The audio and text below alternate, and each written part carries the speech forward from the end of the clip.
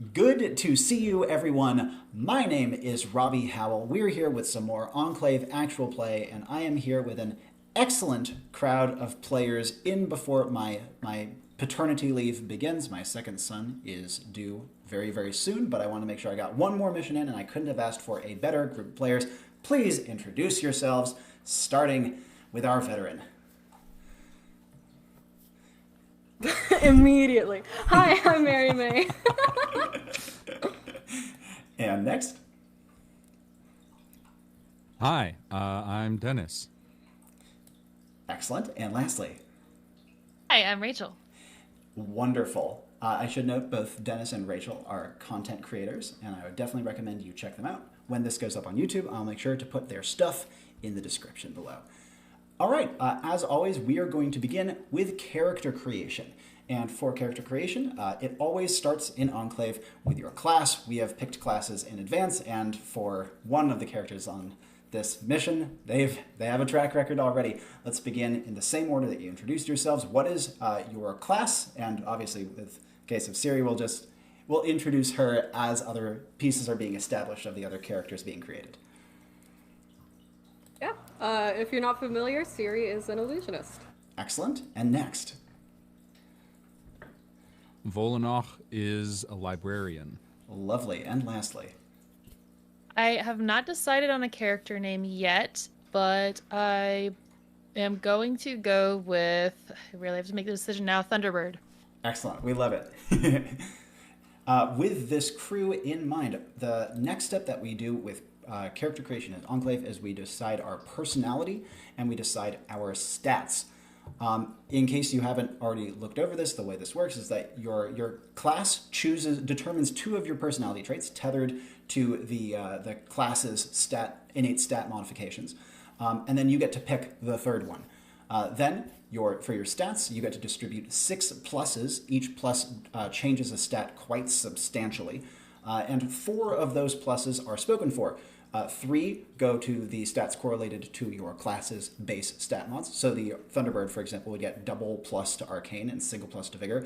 And then another plus is determined by the trait you choose. So if you choose, for example, Forceful, which is the Might trait, you would automatically get a plus to Might. The last 2 can go anywhere you want, but you cannot bring any stat above 3 pluses. We're going to begin with Siri once again. If you could give us your personality and your stats. Of note, Siri is level 2, and as such, she will have higher stats than the other characters on the mission. Yes, I will. Yeah, I believe my personality stats given to me from my class are alert and ambitious, which are correlated to sensory and arcane. And then I chose as my third personality stat luck, which is carefree. Excellent. And I don't know if I want to go into my other stats yet or not. I'd say, yeah. Tell us about your other stats. You don't have to go into too much detail, but just whichever stats you have spec'd into.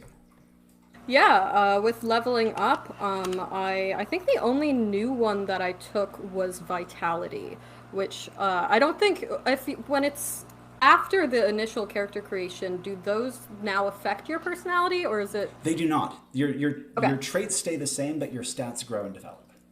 Okay, that makes sense. And your general build besides Vitality is you have Sensory, Arcane, Luck. Is there another stat you're specialized in? No, it's just that I've had a lot of people in the previous game tell me that I should spec into Intelligence, which I have been meaning to do. I just haven't gotten around to it yet. So next one, I'll probably take something in Intelligence. Yeah. Makes sense. Now, Vollanoch. Tell us about Vollanoch's personality and what stats you have spec'd into. All right, trying to remember how the heck I did this, because that was days ago, and I haven't looked at it since. I'm level 1, but I have a total of 7 pluses. I feel like I did something wrong. That's perfectly fine. Let's begin with your personality. I did the same thing, just so you know. Okay, great. Let's see. I'm a librarian. I'm trying to figure out what personality. Oh, I just choose the 3 character traits. 2 of them are defined by your class. So the librarian being double plus int plus spirit would have opinionated, the intelligence trait, and empathetic, or is it compassionate? I can't remember on this edition. Those 2 are locked in, and then the third you get to pick yourself. next to each of the traits, I believe there was a list of possible. Next to each stat, there was a list of possible traits that could go into that. I chose not the ones you listed. Oh, I see. Yeah, is that's that fine. correct? Typically speaking, I have those as like examples of ways you can take it in different directions. But if you want to have one of those down as the primary, I'm honestly pretty okay with it. It's something I'm going to be expanding in the next edition of Enclave, where there is a lot more to do with personality. Perfect. Well, I have right now analytical for my boost in intelligence and sentimental for my boost in spirit.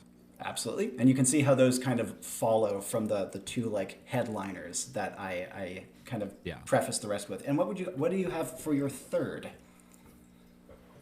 Grim for resilience. Excellent. That means that of your stats, you have 2 pluses in intelligence, 1 in spirit, and 1 in resilience already spoken for. You can distribute 2 more pluses however you would like, though no stat can be brought above 3. Okay. In that case, I will put my 2. I only had 1 too many, which is great. So I will put my 2 in arcane and intelligence. Awesome. A nice rounded build. And lastly, let's talk about Rachel's Thunderbird. So let's talk about it. For your personality, you have 2 traits locked in.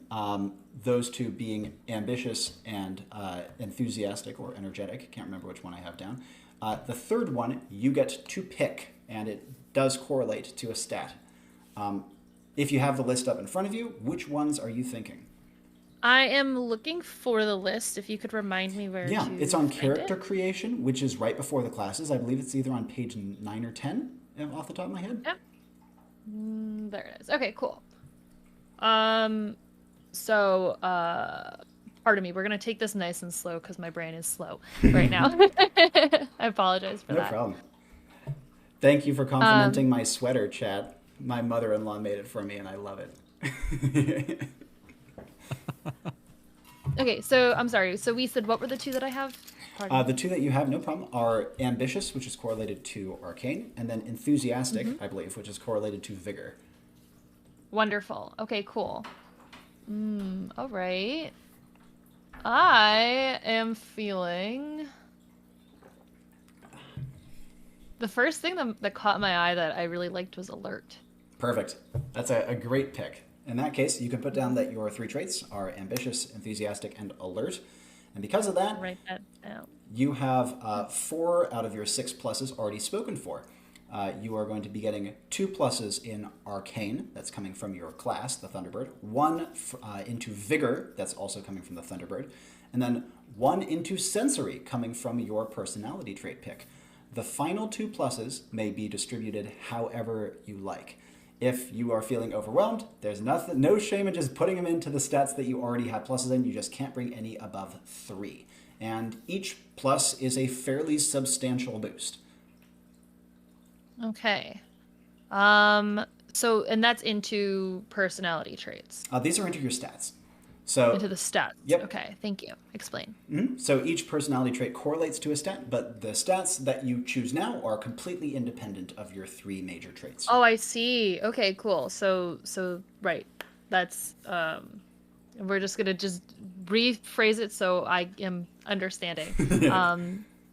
So that's vigor, sensory, and the 3 wait for it, arcane. The 3 that you already have pluses in are a vigor, sensory, and arcane, but you can put those pluses across any of Enclave's 12 stats. Wonderful. Okay, cool. Then let's do, and I have 2 more. Let's do 1 in might, and let's do 1 in skill. Excellent. Very well rounded. Seems like a nice generalist combat build. Yep. Next step is going to be gear. So all Enclave classes have a roster of supernaturally powerful gear, 3 pieces of which the default gear you get automatically, and 1 piece of the elective gear you get to pick. You do not get all 3 of them. Though Siri, now a veteran character, has unlocked a little bit more gear than a baseline character would. So we're going to briefly go through gear. Siri, if you wouldn't mind listing us the class gear that you have access to. Yeah, just the ones that I have or all the class? Just the ones you have. Okay, so from class gear, I got a wizard hat, smoke bombs, and a folding fan. Then I had an optional choice, and I ended up picking hand mirror. And then when I leveled up, I got another choice, and I got a second folding fan. The dual folding fans. It is Which- shockingly sick. Which I will say, so I've been Amazing. using this as my Love first it. folding fan. And I had another, which I was planning on bringing. It's broken slightly. No. So It's beautiful, though. it's very fancy. My great aunt got it for me, but it is fully broken. I tried hot gluing it and it didn't work. So I'm just gonna say that in the last mission, it got trounced on. Kind of makes sense. Just gonna leave it. It's part of it now. They look great, though. Love them. Thank you. Very happy with it. Absolutely. So, nextly, Vollanoch, if you wouldn't mind giving us the 3 pieces of default gear you have automatically, and then your choice of elective gear. So the 3 pieces of default I get are scholarly raiment. I look nice, like I look like a bookie. I have reading glasses that allow me to speed read, so I look even more like a bookie when I feel like it. Vollanoch doesn't always have those on. There's probably tucked away in a pocket in his scholarly raiment at most times. Certainly. And he also has a book bag that is surprisingly light. It doesn't look like it has much in it. Excellent. The piece of elective gear I chose was a quill pen that can write or draw in midair. Excellent. A underrated option. It's a very cool item. And lastly, Rachel, for your Thunderbird, would you mind giving us the 3 pieces of default gear you have at base, and then talk us through what you want to pick for your elective?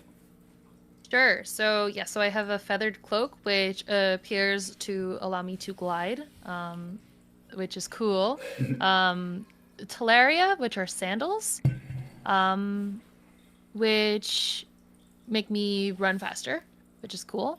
A thunder hammer, which is a wonderful weapon, and does damage. And then the elective gear, I was looking at the lightning bolts because that's cool. That is the crowd pleaser. Everyone loves It the lightning is. bolts. Mm-hmm. I mean, it's in this wonderful art you have, so Yeah. how could you not? It's kind of hard not to. Yeah, I totally agree. Plus, you have the sensory build, which makes them like it's a marginal boost. Though, bear in mind that the Thunderbolts will be redirected towards more prominent targets, so be careful with them. Very good item. Though. Yes. Of note Yes. about the Talaria, they actually allow you to take steps in midair. Wonderful. But you can only take a Breathing. few at a time, and it's based on how Yeah. fast you are moving. So it's a really interesting mobility tool that combos with a bunch of the rest of the Thunderbirds kit. Lightning Bolts is a Cool. very respectable choice. Now, abilities are pretty like there's no choice to be made there. The one thing I'll touch in upon is, Siri, you got to design a custom ability perk when you leveled up. Would you briefly let us know what it is for and what it does? Yes. Oh my gosh. Everything's everywhere. Okay, so I got to modify one of my abilities. So the ability that I chose to modify is Phantasm, which normally makes you, lets you make illusions that are not tangible. I made them slightly tangible. I think it's a bit too much if I can make a baseball bat that can actually whack people. So it's a baseball bat that you could hold and would probably explode if you tried to whack somebody. But yeah. Yeah, we kind of described it as being like tissue paper thin, but still having some sort of feeling to it if you wish. A little Excellent. bit.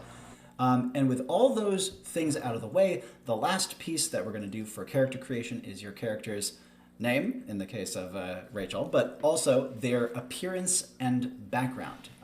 Can give me a little bit about it. Additionally, there is one other thing that we could touch upon that I think you were about to mention, Mary May. Yeah. If you want to do that first and then get to appearance and background, that would be great. Yeah. When you level up, you can get rewards that let you get items.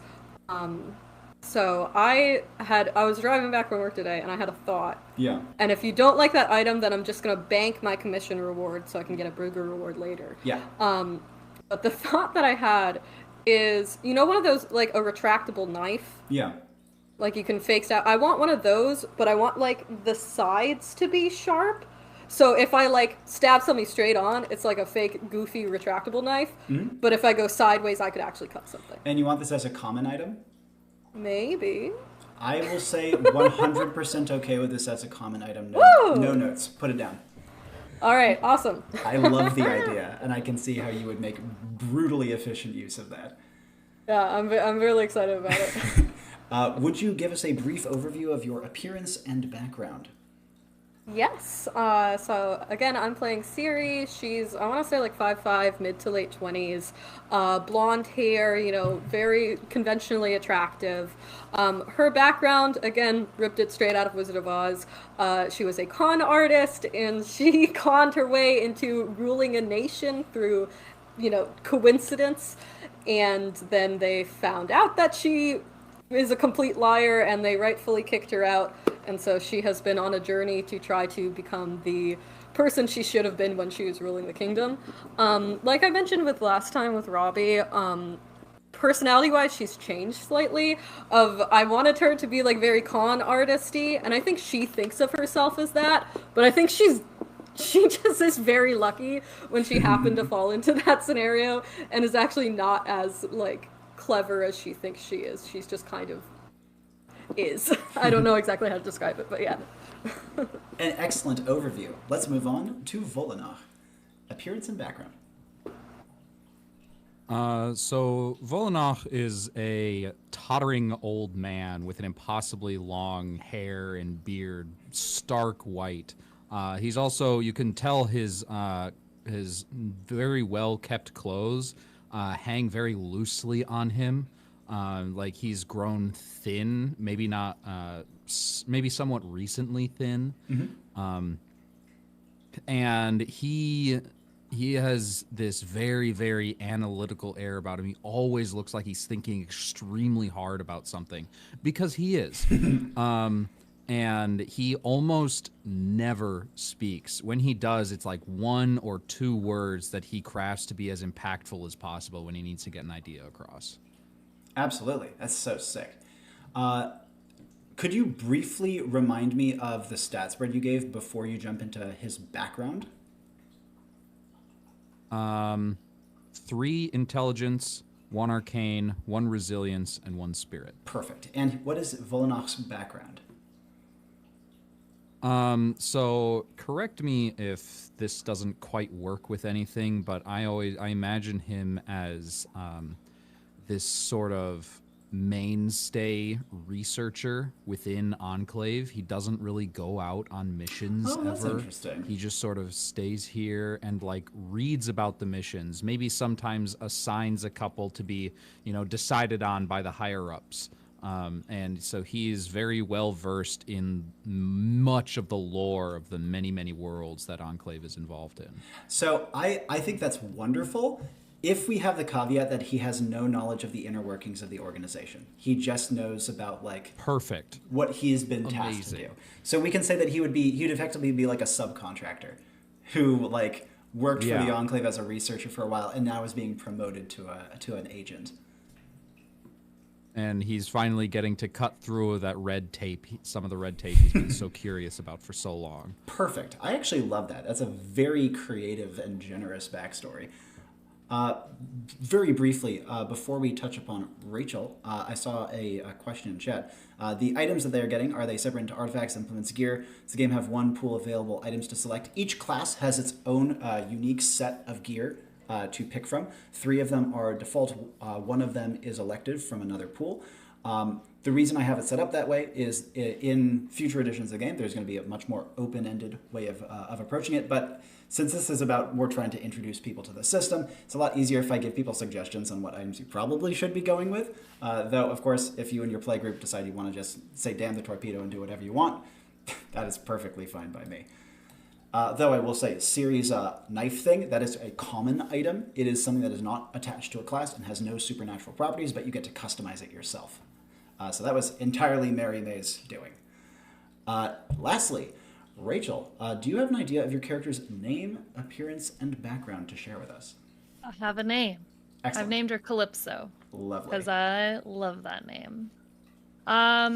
Appearance-wise, I'm always boring and choose something that looks like myself. And I think today is none so different than that. But probably I see her a little bit more different, perhaps a little bit more physically stronger, and probably larger frame. I don't know. I feel like we'll learn more about her as this goes on. Perfect. You are actually, the background is completely optional, and anything that you define mid-mission, as long as you commit to it after that, is pretty much always acceptable, unless it is too convenient. Okay. I had an idea of her being someone who kind of recently came into her abilities, and is still learning them, as a sweet little caveat for why I am still learning. But yeah, I think she's very inquisitive, and I think that comes from her being in this new environment and recently being joining the Enclave. So yeah. Excellent. That is perfectly serviceable for our purposes. Now that we have the stage set, we have our characters established, we're going to move on to mission generation. This is done spontaneously. What I'm going to be doing is I'm going to be getting a focus word from each of you. A focus word is a word or short cohesive phrase. You can be anything whatsoever. I'm going to take those, I'm going to use them as inspiration to generate a mission. I'm going to toddle off. It's going to take me about 5 minutes or less, though I'm going to try to stay nearby so you can flag me down if you need me. And while I am doing so, if you all would take the time to, out of character, discuss potential strategies with each other, potential character interactions that might come up that you want to resolve ahead of time, that sort of thing. Just take the opportunity to get to know each other as a team and start to prepare or collaborate in whatever way you wish, such that when we go into character, we don't have to spend as much time talking with each other out of character. Focus words, let's begin in the same order that we've been doing things in. Mary May, what do you got for me? I'm sorry, it's the only thing I can think of, which is Achilles gets killed by a hedgehog. I saw a meme last night, and I've been thinking about it all day. What the hell? I'm so sorry. I tried to think of something else, but all I could think, the only other thing was Wordle, and I did Wheel of Fortune last time. I'm not going to give you Wordle this time. I'd say Achilles gets killed by a hedgehog is one of the most unconventional focus words I've ever gotten. I'm so sorry. No, I can do a lot with that. All right. Okay. What do you got for me, Dennis? So I finally understand what this focus word portion of the Discord server is all about, that I've been like, what is going on in here? Now I get it. So my focus word is going to be light bulb. Excellent. Yeah, people post ideas there when you think of a good focus word and you're like, I don't have a mission coming up, but I'm just going to put it here so just everyone can see the potential of this focus word. I do want to say light bulb was my brother's first word. That's sick. I actually didn't know that one. And Rachel, what do you got for me for a focus word? I don't know if you want this word, but it was the first one I thought of, and it just... Eldritch. Easy. We love it. Yes. Very nice. Actually, I'll be honest, I probably could do the mission without generating. I already have an idea. But I want to give you guys a time to discuss with each other. So I will be right back. It'll take me about 5 minutes. Again, take the time to discuss out of character so you can start preparing your strategies and such that when we move to in-character time, we spend as much time in character as possible. Cool? Cool. I'll be right back. All right. Okay. Hi, friends. Hi. Hi, guys. Hello. Hello. How you doing? So, I'm good. I'm so good. I'm ready to hang out and just relax, improv with new friends. I'm really looking forward to this. It's a lot of fun. I'm definitely interested. I haven't, I think this might be a little less combat-y, which is exciting. for me. Amazing, For me because I personally. can't do anything combat related. Same. That And is that is why I made my character, because I looked at both of yours and I went, we are significantly lacking in Yeah. one area. Yeah. So I was Thank like, you. I will fill the hole. So I'm excited to do that. Thank goodness. Yay, party balance. Anybody got any thoughts? I mean, I have the least amount of thoughts, and mostly because I don't know what to expect. Yeah. So That's fair. It's definitely So, a whirlwind. yeah. I'm also about in that same boat. I've caught some Enclave before, just like watching Robbie run other games. But and I have no background in theater, but enough background in streaming and doing other tabletop stuff, where I think I'll be pretty comfortable here. Nice. Yeah, I am an actor and I do specialize in improv, so I think I'll be okay on that front. But in terms of just kind of figuring out what to do next, I mean, I'm mostly experienced in like D&D, but I have some other stuff, so like, you know, kind of catch a vibe. But yeah, so what I guess is a, like, I don't know, I can like Mary May, since you have the most experience. Oh god, they're already coming back. What like, are we going to go straight into combat, or do you think this will be? Probably won't go straight into combat, I would assume. Yeah, no. Robbie's gonna tell us what the mission is. We're gonna ask him some questions, and then basically after that you go straight into it. So you get to ask as many questions as you want, though, without. So that is an important part. This is not something I would normally ask. Do you guys have reservations with body horror? Robbie, why are you doing this to me again? I got Eldritch as a focus word. I gotta ask. That was my word, and I is do, but fair. that makes it more fun. So don't hold back. All right. If we cannot do cannibalism, that is my only request. Yep. Easily done. Awesome. Okay. I will take this into account. This is not guaranteed, by the way. I have 3 options I'm looking at right now. Anything is possible. I was My sorry. only hard lines related to body horror would be abortions, miscarriages. Yep. That one, conveniently, I am close enough to a birth that I don't think I'd want to open that for my sake. So, it's that one is easy. Okay, Cool. I swear to God. I don't know if you guys saw the last one, Going but to be fine. Robbie did a horror one last one, and I was like, I could not function at all. You were amazing, though. What way? I was dead. This is something that I think it might be my whole family, but I know it's me, of hearing descriptions of horror things scares me so much more than seeing a horror thing. Because my brain can just do whatever it wants with it. So it's awful.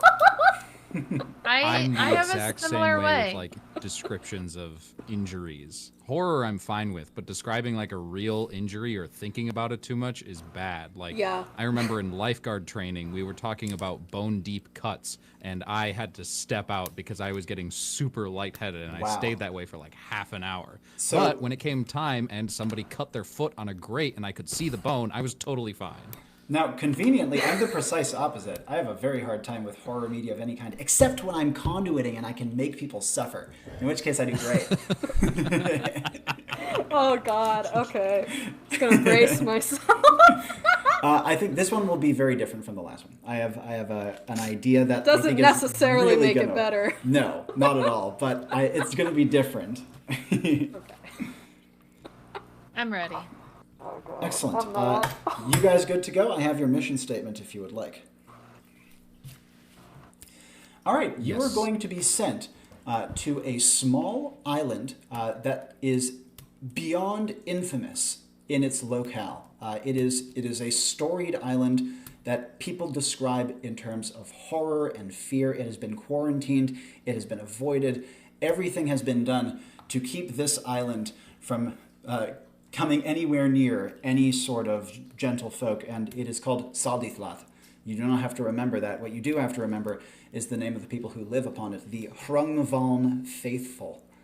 Now, they are a strange beyond strange and entirely peaceful religious cult who have never in history on record harmed anyone or anything.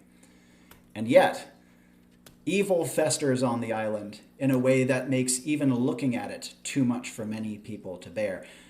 Not long ago, in fact, the Hrungvaln accomplished something that they have claimed to have been trying to do for generations, namely, invoke an avatar of their strange, dark god, a man named Va-in. You can spell it like Vane if it helps. However, once Va-in came about, the Hrungvaln track record of peace went out the window, though the cultists themselves remain completely pacified. They do not harm a fly. Va-in is a one-man army. He is terrifying and has faced down armadas of ships single-handed without threat or risk. But he is finally being challenged, and by a very unexpected rival. Another storied figure, steeped in legend, once the mount of a famous knight, a giant battle-scarred pangolin named Rumpus, who has felled gods before and now wishes to take on another one.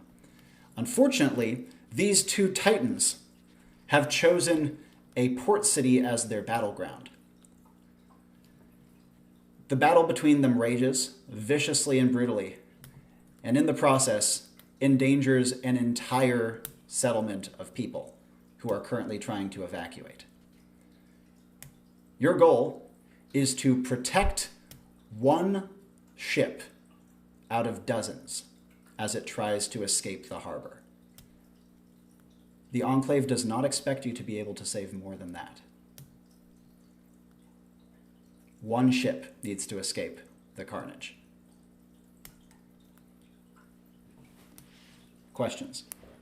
Does it matter which ship? No. Any survivors? We're looking for a body count higher than all of them.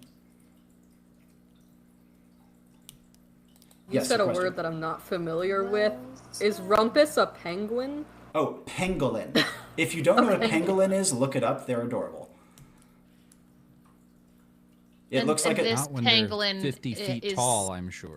Oh, it's like an armadillo. It's kind of like an armadillo, yeah. Cool. Okay.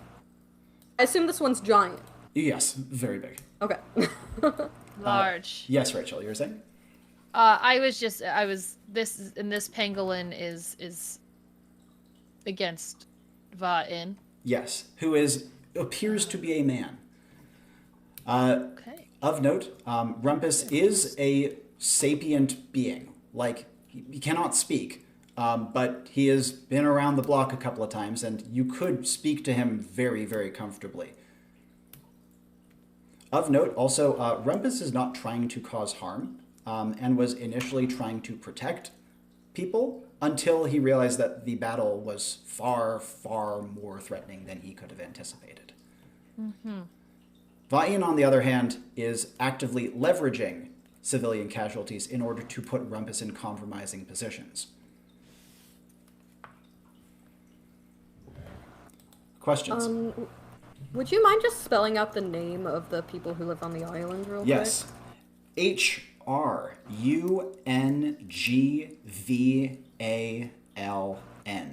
Hrungvaln. That is not what I heard. Question about them. You said that though the Hrungvaln faithful are a peaceful religious cult, but they are trying to summon Va-in. Did they succeed, and that's why this is an issue? Yes, that is why this battle is taking place. And more to the point, the baleful island that they dwell upon In summoning him, they no longer live exclusively there, and as such, this mission does not take place on that island, but rather the nearest large settlement, which they landed upon, leading to this great conflict. Okay. Yep, fire away, Mary. The port city that people are trying to evacuate from, is that mostly people who aren't in the I'm not going to be able to pronounce that. Yeah. Is it people who are in the cult, people who are not in the cult, a mix? Vast majority no. There are Okay. Hrungvoln here supporting their guy in the fight. They are not considered civilians and can be killed if you wish. Like, Cool. Survival inconsequential for them. Okay, and then what's the, like, port city like? Like, do they have fishing equipment or Yep. guns? Call it tall ship era, so masted ships, very, very large, cannons and black powder, plenty of fishing. It's far from a piratey town. Think of it somewhere like Portuguese, or like Portugal in the 1800s, that sort of idea. Okay. Cool.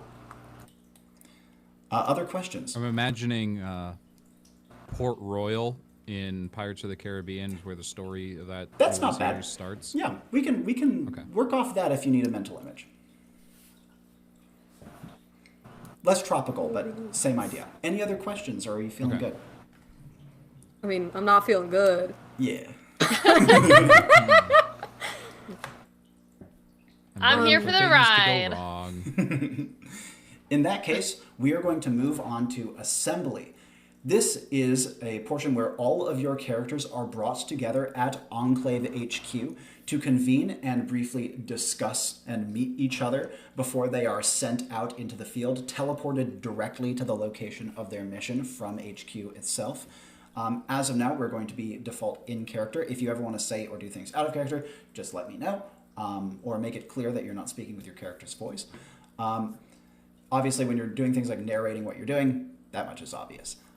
To give you an idea, Enclave HQ itself, the meeting room specifically that you would be brought to is gorgeously decorated, plush, sleek, modern, bordering on futuristic, but with a classic edge of style, but is entirely colored only in shades of gray. Wow. Begin Is it assembly. too late for one more question? I'm going to say, let's do a little assembly and then we can talk. As Who the wants group to get there first? I am going to, if no one has any other suggestions, I'm going to say Vollanoch is there first, and then Calypso shows up after.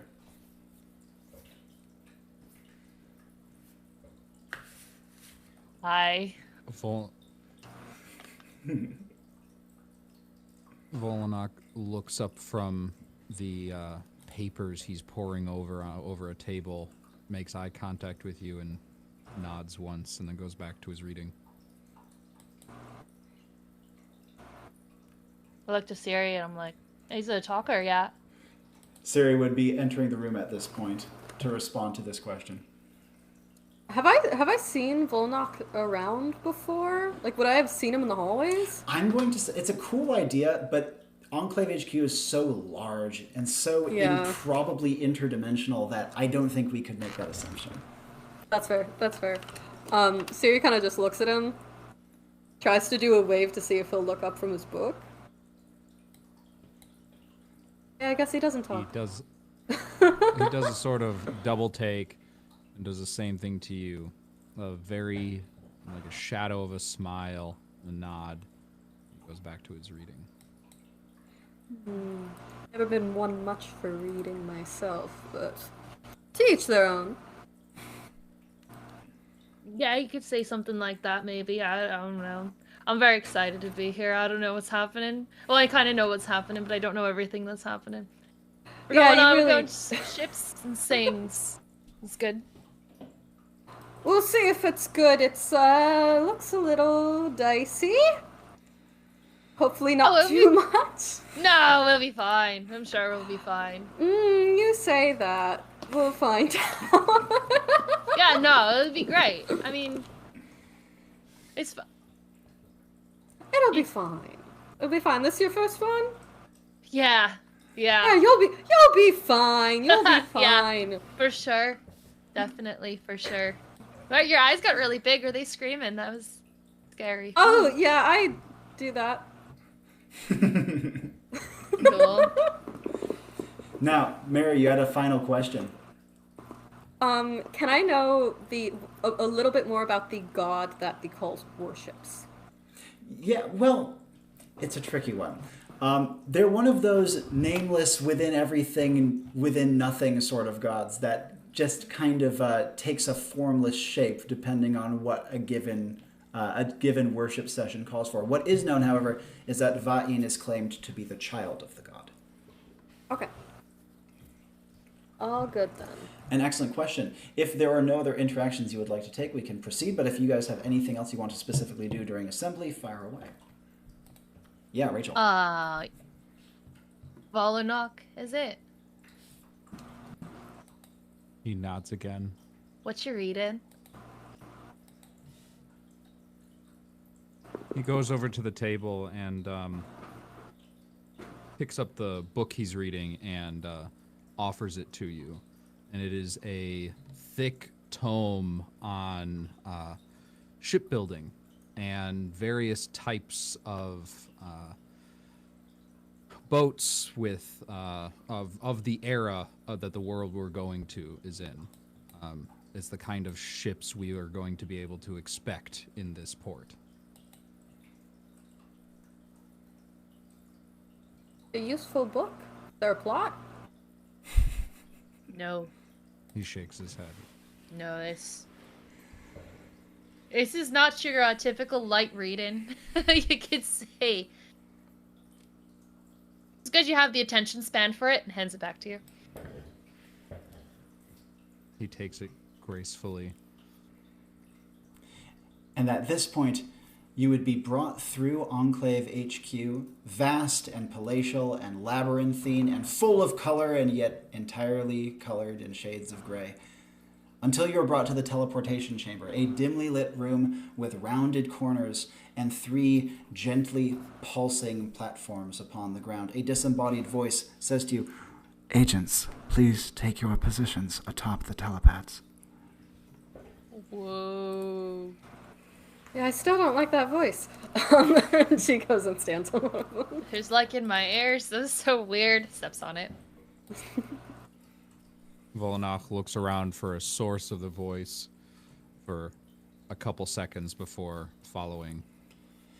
And you all take your places atop the telepads, and you immediately feel a dissociative feeling building throughout your bodies, beginning with your toes, each little piece of you falling away to nothingness, almost tickling in an icy hot sort of way, until it hits your eyes, at which point the entire world explodes into a rainbow miasma of nothingness, disorienting, elating, confusing, concerning, until the sensation fades as quickly as it came. And you are immediately struck with spray, sea air, wind, nighttime moonlight, and screams. You are on the deck of a ship, rocking wildly in choppy waters. You are on the back deck of the ship. It's quite a large one.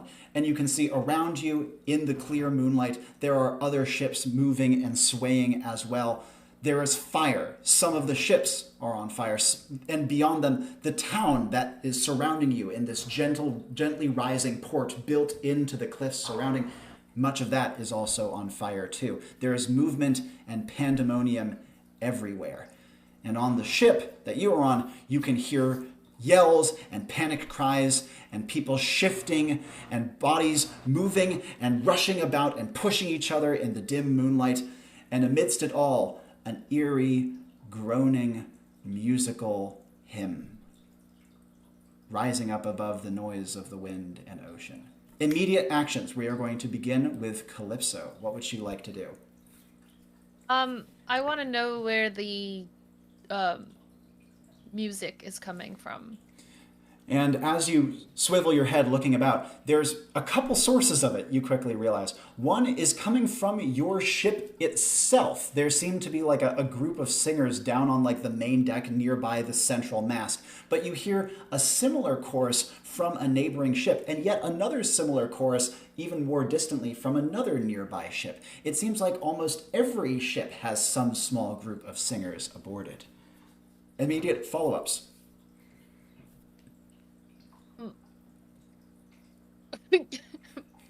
Do I go with my gut? Okay. I would like to go. So if I'm on the upper level, Yep.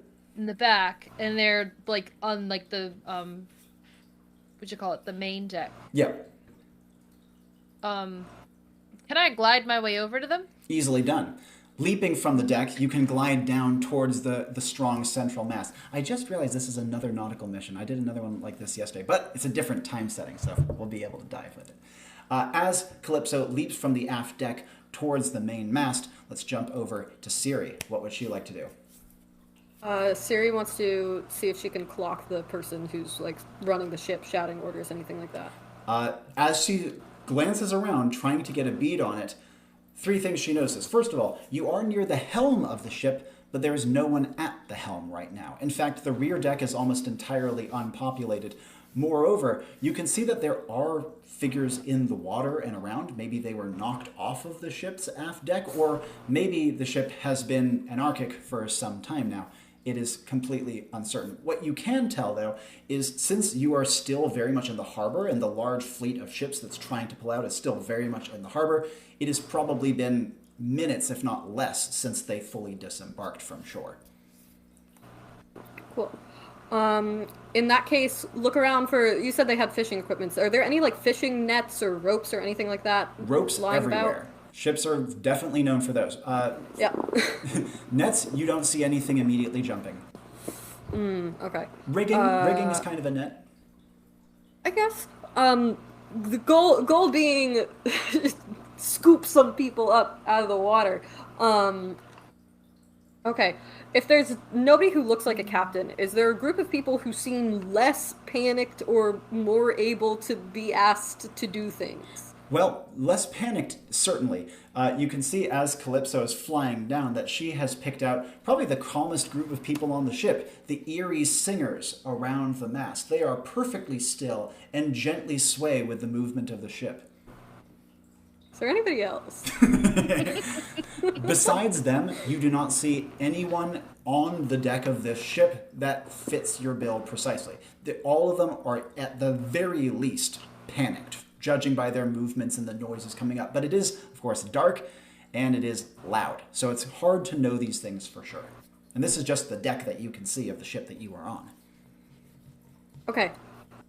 In that case, I think that might actually be Calypso's ability, but I'm gonna brainstorm for a minute, but goal for next turn is to try to calm some people down, get some attention, get some workers going. We gotta pick the pace up. You do have a very good set of attention-grabbing powers at your disposal, Yeah. so that can be a starting point. Vollanoch, over to you. I would like to use one of my abilities. Mm-hmm. I would like to catalog this ship. Ooh. Magically tidy your surroundings, learning about them in the process. Exceptional. Talk to me a little bit more. Now, so basically my main goal is gathering information, figuring out what that rope is for, how to run this ship if I need to know. In addition, I want to figure out more about the people singing, because I have a sinking feeling that they're the ones that brought one of these titans here. mm-hmm. And when you say tidy, now tidy is particularly interesting in the context of the ship in its current state of panic and disarray. Now, obviously, catalog is not normally going to be able to hit an entire ship's worth of distance, nor is it, as stated, something to soothe anarchy. But if you can give me energy work here, we might be able to make it do something similar if that's what you're going for. I don't know what that is. That's perfectly fine. In that case, let's begin with a catalog to, if nothing else, learn a bit about the ship as you initially stated. Yeah? Now, what's going to be your paired action to lead into this catalog? So I don't know what the rules for paired action are. That's totally fine. Every ability has a listed paired action, but obviously your situation is going to necessitate that these actions look somewhat different in every context. So within the kind of guidelines set within the ability, you can actually start to get a little creative. And if you really push your paired action and make it look something very different from how it normally works, you can start to make the ability do some different stuff than it normally does. That is the basis of energy work, which I'm sure we will elaborate more on later. So as Vollanoch is teleported onto this wet and wobbling deck, he immediately reaches out to grab something to steady himself. And you said he's by the helm, right? Yeah. He accidentally grabs the helm, and that sends this sort of shockwave of energy down the shaft of the helm all the way to the rudder and into the very foundations of this vessel. I love it. And he immediately, like, he's seeing it like Toph from Avatar: The Last Airbender would see it. I love it even more. So as you activate, it's kind of an impromptu catalog, like a sudden realization rather than an organized kind of sorting style catalog. And because of that, there's a few things you learn. First of all, the captain, the first mate, and most of the higher ranking members of the ship are dead. That's the first thing you immediately learn from this catalog.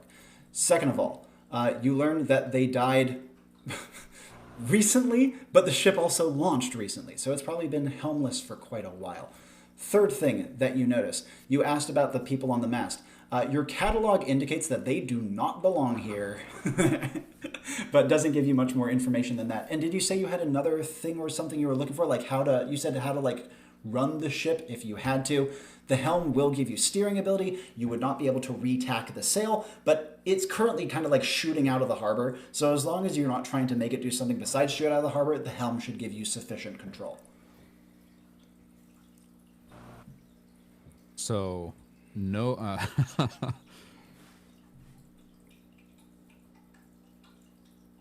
In that case, having gotten all of this information, he is going to look. He's going to clock where Siri is, clock where Calypso is, and realizing that there is nobody we're supposed to save aboard this ship, he's going to say, "Try a different ship." This would be the first time that either of them hear him speak, but as Calypso is out gliding down, she would only catch it over her shoulder. Now, speaking of which, as Calypso is gliding down to the mast, is she going to be continuing that, or is she going to be pivoting course in any way? Well, how are the winds this fine day? The winds are high and very unruly. It does not feel like a storm that you have been in before. Rather, it feels as though a giant set of lungs is kind of like blowing at the air willy-nilly in a way that's very hard to predict. I guess the reason I asked is that, could I, angle my glide to, catch a breeze, to a new ship? Absolutely. That one is easy enough, because even though the wind is unpredictable, it's very strong. And since all you would have to do is pretty much just turn slightly to the side and flare your wings out to catch a little bit of extra air, that could easily whisk you across the relatively short gap between the ship you're on and one neighboring. Wonderful. We're learning that she doesn't think before she acts. So I think she'll do that. Absolutely. And I would like to look for a ship that perhaps has more people on it. Absolutely. Now, as you are turning, you only have a couple of options now that you've committed to going to another ship. The wind is good, so you can get a good bit of distance, but you can't rely on getting even more altitude. So you have 3 to pick from. The closest one is going to be, obviously, the fastest one to get to. And it seems to have like maybe roughly the same number of people as the one you are on. There's one just beyond that and to the left that you're pretty confident you could get to as well. Hard to make out, but might have more people. The furthest one, no idea. Maybe risky going for that one at all if no more wind shows up. Which do you want to try for or angle yourself towards for now? Well, I'm gonna shout a little "sounds good" over my shoulder as I leave. And I'll go for not the closer one, but the farther one. Although if I need to land on that closer one to jump off, then that is an option. Absolutely. In that case, as you are making your way across the gap to the closest one, at least as a stopping point, you and everyone else, but we'll start with you, hear a massive crashing explosion from behind you towards the town. It almost sounds like a bolt of lightning the size of frickin' I don't even know, like the size of a sports stadium crashed into the ground. And looking over your shoulder, you can literally see an entire coastal fortress detonate into the sky as a pillar of light emerges from it, with a single human figure gliding up into the sky out of it, almost angelic in appearance. I don't know if angelic's a good word for that one. Yeah, violently angelic, how's that? Nope. They turn in the air almost like a dancer before they point down to the ground. Another beam of light extends from their finger, and they launch themselves towards the ground almost as though they themselves were a missile fired from like an attack helicopter or something, slamming into another house nearby and destroying that as well. With this scene of destruction playing off to your right, the closer ship is coming up on top of you. And at this point, you have your you have your pick of where you land upon it. You could try to get one of the higher, mast crossbars. You might even be able to get the crow's nest. Or you can land on one of the smaller masts, or even down on the deck. Assuming you're trying to get to the further one, landing on a mast crossbar is at least a good stopping point. Yeah, I was thinking, I don't know, if I could get crow's nest height. That sounds good, but then yeah, I could do some sick run across the mast, or not the mast, the sail there, and then jump off. Absolutely. In that case, you can land on the crossbar that's directly below the crow's nest and hit it running so that you can make your way across. Yeah. Sound good? Yeah, love it. As you are sprinting across, you again hear the wailing down below because you are on the central mast right below where the singers on this ship are currently performing. As you make your way across it, are you going to be leaping straight out into another glide to get to the furthest ship beyond that you were initially aiming for, or do you have other ideas at this point? Well, I originally was going to go check them out, see what they were singing about. But from this angle, can I see anything else about them that I may have missed prior? Yes, and it's nothing pleasant, unfortunately. We love it. They are, just glancing down at them, you notice that they are very emaciated and small and hunched in many cases, and every one of them sports a unique and hideous deformity. We are talking entire limbs missing or fused together in some places. We are talking them connected to each other like Siamese twins. We are talking the mouth extending down into the trachea. But yet, they gently hold hands, or whatever they have in lieu of hands, ringing around it like a group of Greenpeace guys surrounding a redwood, and just singing their little hearts out up towards the sky. Do them see me? They're looking up. With the dark and the pandemonium, even if they do, they might not fully register it because you don't see any eyes locking in on you or heads tracking your movement. And that's important. Then I will continue on. Absolutely. With that information. And as you reach the end of this particular crossbar, how are you going to be taking back to the air? Is this going to be a jump into glide, or do you have another idea? Well, I got these cool shoes that I could probably get a couple steps just to get a little bit more height and then glide. Absolutely. This would be more than a double jump. With the speed that you have, this would be like a quintuple jump, getting you a good amount of help as though you're climbing invisible stairs before then jumping into a glide. This will easily get you enough distance to get to the furthest of the ships that you initially saw when you were moving off of your starting point. Sounding good? It loves it. I love it.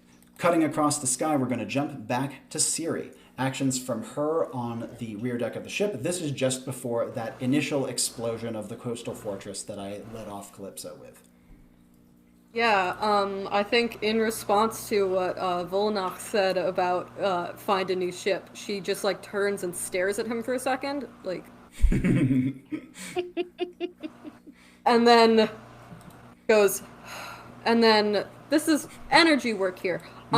Can I use the hand mirror to, instead of making a communication with a specific person, kind of, a la Wizard of Oz, project my face to the crowd of people on the ship? Okay, so that's an excellent idea. The basic answer is no, because it's a lot. It's a very big thing that you're trying to do. It's not a personal connection with a single person, but mix it with something else that you have at your disposal and you'll easily Phantasm. get it. Exactly. Yeah. So how are Okay, you going to sick. merge the two together? Yeah, I think here's what I would think would be funny. Is using the hand mirror, open the normal hand mirror like portal where it's like a little tiny face. Yep. And then just phantasm around it of a big face. Yeah, that works perfectly fine for me. Okay. And cool. where do you want to be projecting this? Projecting it kind of up and angled down at the people who are kind of in chaos right now on the ship that Siri and Vollanoch are currently on. Absolutely. And honestly, it's an easy phantasm, so we don't have to worry about that. I like it. We're going to make that happen. As this is opening up, and your blooming phantasmal face appears above the deck, connected to you via the hand mirror, what would you like to do from here? Just speaking to the people, I need you all to calm down. Myself and 2 compatriots are here to help, but we need your assistance. Take a breath, and anyone who knows anything about ships or rope, come to the upper deck. As your voice gently projects out, it's not going to be particularly loud, but it is going to be loud enough to be at least somewhat heard. And with your big frickin' face up there, a lot of eyes are going to be drawn to it as well. You can see that there is movement immediately in response to it, including from the groups surrounding the mast, a few of whom start to almost trippingly make their way up towards the rear deck. Maybe they know about boats. Does she Maybe have they're gonna help. Does she have any immediate follow-ups to this? Is Calypso still in, like, range of talking? No. She's on a completely different ship. Okay. I think that's it, then. I mean, I guess I'll just wave to make sure that Calypso still sees us.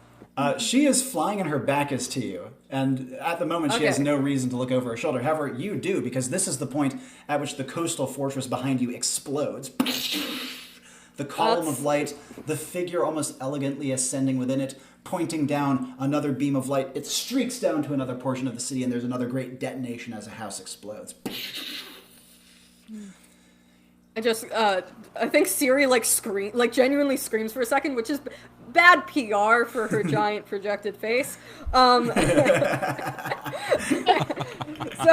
projected face being like, everybody stay calm. And then she's like, I will also stay calm. Please come to the upper deck immediately. And as this is happening, Vollanoch, actions from you as Calypso has re-angled to another ship and Siri is beginning to cast magic to try to instill a little bit of order. I'm going to spin the rudder of this ship and try to steer the ship in the direction that Calypso is flying. Absolutely. You find that your resilience, you have a single plus to resilience, right? Yes. Absolutely. Now, the reason being is that this ship's wheel pushes back on your frail frame as you are, like, it is fierce. It's like if you ever driven a car that doesn't have power steering, it's rough and it kicks you. And especially when the wheel has pegs on it, like you feel it like digging into your shoulder as you get the rudder to finally start to begrudgingly turn and the ship gently re-angles, though still generally going towards the exit of the harbor. After re-angling the rudder with a good bit of an effort, any follow-ups from Vollanoch, he can also see that this is at the point where Siri's face has been projected, and a few people on the deck, including some around the mast, are starting to respond to her call. You said totter towards the upper deck. Yes. Do these people seem to me to be under some sort of trance? And specifically, are they? Do they wear any paraphernalia for the cult, the Hrungvaln faithful? Yes, to both. Their faces are even and gentle and relaxed, despite their emaciated appearances and horrific mutations, for want of a better term. I say mutations, but it has kind of a scientific connotation. Nothing scientific about this, just gross. And so, as they are making their way towards, more of their bodies come into relief. They wear only rags, like a mendicant might, but their body is adorned with heavy modifications, particularly large hooks that are pushed through entire sections of their flesh. These drag and rattle across the ground, matching the rhythmic steps with which they make their way towards you. They continue to sing, even though they are now breaking their formation. And you can see that their faces, though hideous in many ways, are almost friendly within the hideous appearance. At the very least, unmalicious, at least from a perfunctory glance. Okay. Any follow-ups from Vollanoch? Not right now. Absolutely. Briefly jumping, now that the two of you, Vollanoch and Siri, are synced up in time, this, as he is examining this is when that big explosion thing happens behind you. But now that you're synced up, this is the point at which the first of the respondents to Siri's bid have made their way up onto the deck. You can see that there are a handful of individuals. There are 3 who look like sailors, 1 who is a slightly older woman who looks like she was a civilian of some kind, 1 man who is heavily armored but is also bleeding from the head. This one of the 2 sailors hurries over to Siri, and he says, What? What do you want? What do you want? Tell me now. Tell me, please, anything. We need to get all of us to that other ship. That ship is faster than this one. I don't know if it is or not. Sorry. We need to get everybody from this ship onto that one. Do you understand? I understand, but what will it do? What good will it do? It's ending. It's ending. It's ending. We're all... Look around you. The day comes to the night. The sea churns. We're dying. We're dead. I understand. It's terrifying. We are able to get a ship out of here. I assure you of this. Work with me. Get us to that ship. We'll take care of the rest. You hear behind him another sailor is kind of clawing at his neck and giving this kind of like moan as small tears spill down his eyes. Dead. We're dead. We're dead. We're not dead yet. We still have time. Work with us. Get us to that ship. One of the sailors, the one that Siri was initially speaking to, seems to like forcefully pull himself together and stagger over to the wheel. He puts a hand on Vollanoch's shoulder and says, I have it now, old man. I have it now. We're dead. We're dead. We're dead. You're not dead till you're dead. Panic when you're dead. Right now is not the time to panic. You hear them groaning, and literally it seems that they are fighting to make themselves do things. They, like, 1 or 2 go over to the side to get rope, and you can see them almost like they have to make their own hands throw the rope into the water. It's at this point that 1 or 2 of the shambling individuals are almost up onto the deck. You had a quick think, Siri, and then I'm going to ask Vollanoch if he has things he wants to do here. Oh, I'm sure this isn't... I'm not sure this isn't the case. The last horror game that we played, I was incapacitated out of fear. I just want to... Is there a way that I can double check, just like insight, like vibe check, that their struggle is from fear and not from some outside magical source like Vollanoch was theorizing? What would you be looking for and how would you test? I genuinely don't know. I think just like trying to read people's facial expressions, trying to see if their hands are shaking as they're pulling. Shaking might Absolutely. indicate fear. That one I can guarantee. Another one is you would notice that a lot of people's jaws are trembling, and a lot of people are like grunting or whining or moaning almost involuntarily. I would say that's fear. Okay. And Vollanoch, Dog. actions from you. Puppy love. That's all. Yeah. Dog spotlight. Very, very sweet. I'm sorry, he needed some attention. That's perfectly understandable. So one of the terrified sailors grabbed the wheel from me, right? Yep.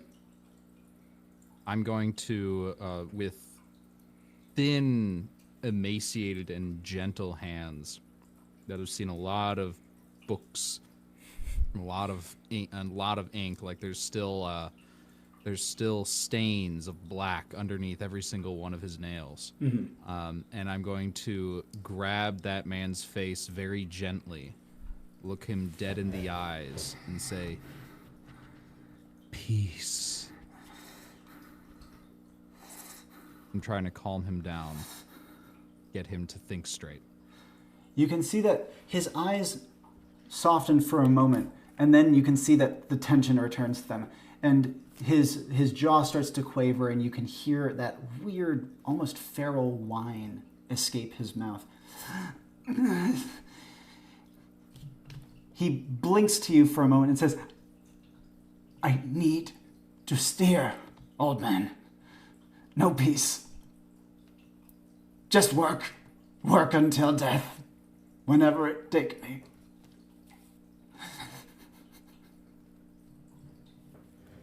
Death is not the end.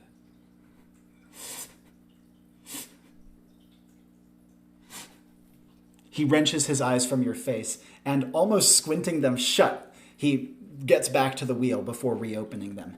You can see that he's hunched over it, bearing down upon it, almost like if you've ever gone on like a very long car ride late at night, trying to make yourself stay awake as you're at the wheel. Before we go further over here, actually, we'll wait a moment for Rachel to return, because, oh, there we are. I want to make sure you're rushing the puppy. So, I'm removing him. as Calypso soars through the air towards that furthest ship, this is the furthest ship of the rightmost wing of the squadron that is currently fleeing the harbor. She's getting a little closer now, close enough to actually be able to make out a little bit more of what's going on in it. This is a very populated ship, much more than either of the other ones that you've encountered thus far. It is also one of the most active ships you've seen thus far. As you get closer, you can see active combat on the deck. It's dark out, and therefore who is versus who is very indistinct, but as you soar a little bit closer than that, you can see that there is once again the singers ringed around the mast who are completely uninvolved in the combat. What would Calypso like to do as she soars in closer? Where would she like to land, for example, or what would she like to try to investigate or pick out as she flies? If I can land on one of the crossbars again. Yep, it would be a lower crossbar, but you could do so. That's all right. Yeah, like the one in the back, preferably. Yep, that's perfectly doable. And once on there and secured and probably closer to that mast and holding on, yeah, I want to see who's fighting who. See if maybe they got some like jerseys I can check out, or Well, colors at least. Glancing down, first of all, you don't see anyone anything like the singers around the mast. Rather, it seems as though the sailors and civilians are fighting themselves. An all-out brawl with blood being spilled and people being pitched over deck. Okay. On the original boat, there were other people running around. Yeah? Yes, though not many. But were they civilians? It kind of a mix of civilians and sailors. Okay, and there are no sailors on this boat, just civilians. Oh, there are, but it's a mix of both, and they're all seemingly indiscriminately fighting each other. You cannot pick out factions just by glancing at them. All right. No, bad. Okay. Can I suss out some kind of leader, either of one side or another, the captain themselves, or... An excellent question. You do not see, you do see a couple of individuals who look higher profile from their garb, but you do not Yeah. see anyone taking orders from anyone. It seems to be almost complete anarchy. It's complete anarchy, and there's no one giving orders either. No. No. All right. I guess I'll just jump on in then. And slide down close to the helm. Absolutely. Are you trying to get towards the thick of fighting, or just start at the helm and see what happens from there?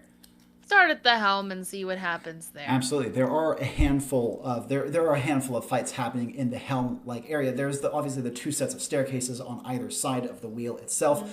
There's one of them is completely choked with an absolutely vicious fight. The other one's a little more open. On the helm deck itself, however, you can see that one of the more I would say higher prestige outfit wearing individuals is holding off quite a lot by themselves.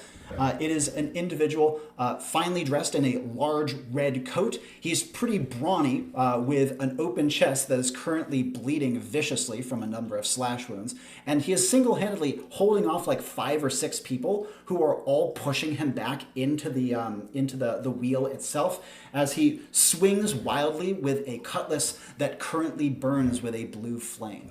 What would you like to do? Interesting. Okay, well, first of all, we are saving one ship of people. At least one. It does more than one. Yes, is a huge at least plus. one. That's fine, sure. But the people that we are saving in particular, the description of them was not was it just anybody? Anyone who is not Hrungvaln are inconsequential. If they survive, that's fine. If they don't, that's also fine. So just for my visual reference, the cultists in the middle of the boats are the inconsequential ones, yep. But all of these people on this boat are ones that we like? Any and cool. Every one of them Everyone. are potential people to be saved. But wonderful. Obviously, choices probably will need to be made. Of course. Well, then in that case, when I kind of picture myself sliding down the mast and landing and taking a look around. Is anyone approaching me? As soon as you land, you can see that immediately 1 or 2 stragglers turn their heads wildly towards you. They have crazed looks in their eye, almost like they are completely beside themselves. One of them runs at you with nothing more than an empty hilt, a blade of whatever he had been wielding having snapped off. And the other one, a substantially younger woman, kind of takes a look around wildly to see what she can throw, and then decides to go for a heavy weighted lead line of some kind. Interesting. I feel like if these 2 attacks are coming in, my first instinct would be to get behind the mast. Absolutely. Stepping neatly behind the mast, the man with the empty hilt lunges and kind of clatters ineffectively against the mast, but he quickly swings around it to be pretty much in grappling range with you. What do you want to do? Yeah, as that was more a defensive preparation to catch him. Of course. As he comes around. And as you swing around, how do you want to catch him? Describe it to me.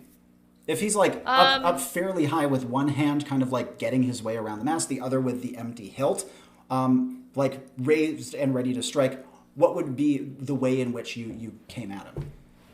The side that has the hilt up, because you said he has his arm around the mast. Yeah, kind of swinging his way around.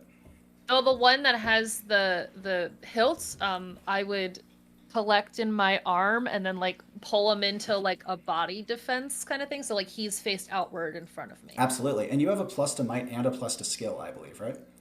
Yes. Oh yeah, this is going to be a very effective maneuver with those stats in mind, especially because his form is terrible. He's clearly not trying to do any sort of technical grappling here, and because of that, the arm is easily caught and swung around such that you kind of have him in a half Nelson with your arm around his neck. Sure. Once this has happened, you are still out of sight of the woman with the weighted lead, so she's not going to be throwing it at you at the moment. What would you like to do? Approach with him in front. And she hawks it right at your and his face without any reservations. Wonderful. Okay. I would attempt to dodge, but I don't know how likely that would happen. You have a perfectly serviceable human shield here. If you were going to dodge, you'd be letting go of him.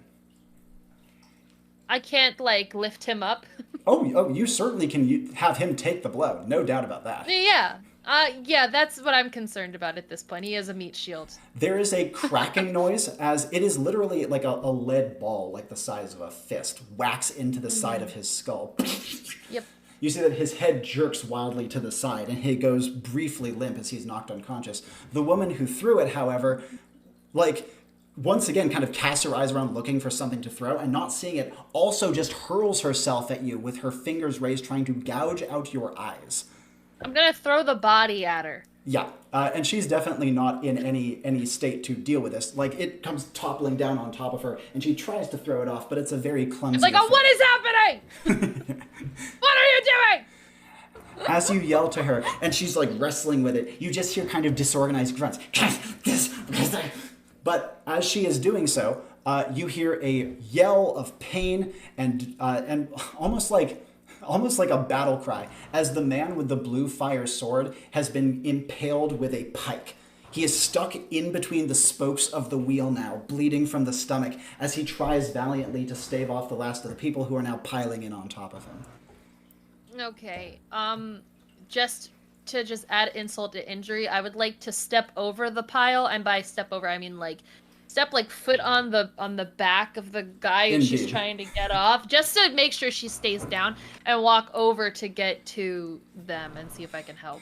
As you do so, one of the individuals who has been attacking him, the one who actually struck with the pike, lets go of it and turns around to face you as well, clearly having heard you yell your question at the woman. You see that they bear the same crazed, wild-eyed expression as the others, and they pull a knife on you. What do you want to be doing? Well, I have my my hammer, yeah? Yes, you do. We're gonna be going with that for now, and I'm gonna be going for disarming or knockout blows. Well, let's describe how you're going to be swinging. If this one goes in a little bit more low, he effectively just tries to like rugby tackle you with his knife ready so that if he can grab you, he can try to gut you in some way. With this in mind, how do you want to swing? This is probably going to be disarming, so I'm probably going to do a nice low swing and hit at his hand, and then try and push him away. I see. And so as you do that low swing to try to go for his backhand, he pulls it away such that like your mace doesn't hit your knife, meaning that he does crash into your chest and try to like knock you off of your feet with his forward arm around your torso. His knife is back here, so it's going to take longer to get to you, but it's still going to be a clean stab if he goes for it. What do you want to do? And I'm going to swing over the back and hit him right in the back of his Yep. torso. And a good thing you didn't go for the head, because that's a really bad angle. You're not going to get much power out of that. No. But a swing with a mace to the small of the back flattens him immediately. Yeah. He crashes violently to the ground. You're sent stumbling backwards back onto the piled enemies that you dealt with before. The woman you take another step on their back. Yeah, exactly. The woman had nearly got him off, but no longer. As you do so, now that the man with the blue sword, the flame of his sword is flickering down to nothing as he starts to slump over the pike, and now all 9 or 10 other people on the deck, with him out of the way, are turning to face you as well. Okay. Interesting. I think I yell at Flame Sword, stay with me, and I'm gonna go ahead and I think use my first ability. Yeah. Which is Thunderclap to get in the air. All right, and what's going to be your paired action? Now, obviously, if you're using it to launch yourself, it's going to look a little different from just like a clap forward, so describe it to me. Let's see. I'm trying to, like, how do you make this cool? Because it has to be I honestly was thinking something of like a stomp. Oh yeah, that is a classic thunderclap. And as you stomp, the thunderclap absolutely pulverizes the 2 people you are still standing on top of as you launch yourself up into the air. This shoots you easily to the height of the masts, getting you well above the crowd that is surrounding the blue sword-wielding individual and who are starting to bear down in on you. Follow-ups after you launch yourself. What would you like to do from here?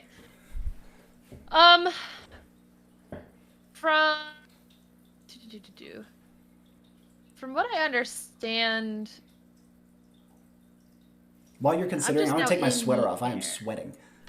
yeah, he's doing a lot of movement over there. I'm having the opposite problem. I'm so cold. I'm also rather chilled. I'm Shivering in fear. And Baby Bear was just right.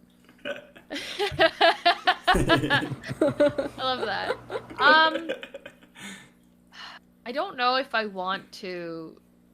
I as I'm reading, Out of the Blue is a staple combat combo, but I don't know if I want to break the whole boat.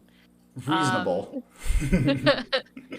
So that's not gonna be what I'm gonna do next. But can I? What did you say? How many are around the captain there? The supposed presumed important 9-ish. person. 9-ish. Is just because I'm not sure. Try and pull your punch a little. Can I pull the punch? Can I use Out of Blue to knock back the 9 and not break the boat, or is that like not an option? Let's talk energy work. Energy work means that you can make any of your powers, your supernatural abilities and other supernatural stuff you could do besides, do things differently than listed by changing the way that you do them. And so think about what your paired action and similar, like the headspace your character gets into, that sort of thing, what would justify this thing working differently than it normally does? Well, being that I am a Thunderbird, I feel like I would channel myself into a bolt of lightning and fall into the ground with the speed of light, not literally, but you know what I mean, as we're channeling this lightning type thing. And again, as we're kind of going with the whole electric thing, you can't avoid it. I don't know, I kind of picture like landing like down in the middle and like surging the power out into the targets. I see. And what kinesthetically, like with your body, not with your magic, are you going to do to lead into the spell? Like it's exactly that. Leaning in. Like I almost feel like coming up and then just like, you can't see my hand, like slowly. I see. Okay, there we go. That's what we're talking about. I love that. So you're almost kind of swan diving your way into the Out of the Blue. Is that correct? Yeah, into becoming a bolt of lightning. Yes, was what I was meaning to say. The world blurs around you as Out of the Blue activates. You flash down to the ground, and a fan of electrical tendrils radiates out across the deck, away from the captain towards the group around you. It is definitely a weaker Out of the Blue than usual, and is also it feels awkward. I don't know how to describe this. Like, imagine trying to run slowly while it's still counting as running. Like it's like a weird middle ground that Calypso would probably not be familiar with, having presumably used her powers before. And yet, nonetheless, even though it kind of puts her a little bit off balance, it certainly does the trick, clearing the crowd around the presumed captain and knocking many of the closer ones clean off their feet with singe marks forming on their clothing. Before we go further here, let's jump back to Siri and Vollanoch. Beginning with Siri, actions from her, you were considering something. I don't remember what I was considering now. I should have written it down. I was coming up with late game plans, but they're plans that can't happen yet. I think the ship has been steered, to clarify, and you have about 5 panicked but seemingly of sound mind individuals on the back deck with you. There are also 2 shambling cultists making their way up onto the back deck as well. I think Siri's gonna look at Vollanoch and go, "You want to handle the singing people, or should I?" He hesitates and then nods. Nods. And then he turns towards the shambling singers. Okay. As Vollanoch does so, preparing to interact with them, what would Siri like to follow up with? Are there any civilians that have not made their way to the upper deck yet? You can see that there do seem to be other non-Hrungvaln people out on the deck and on like the far up, like a forward deck of the ship, but None of them are actively making their way towards you, though you do see in the water there are 1 or 2 small jolly boats clearly collecting survivors who are trying to make their way over towards your ship as well.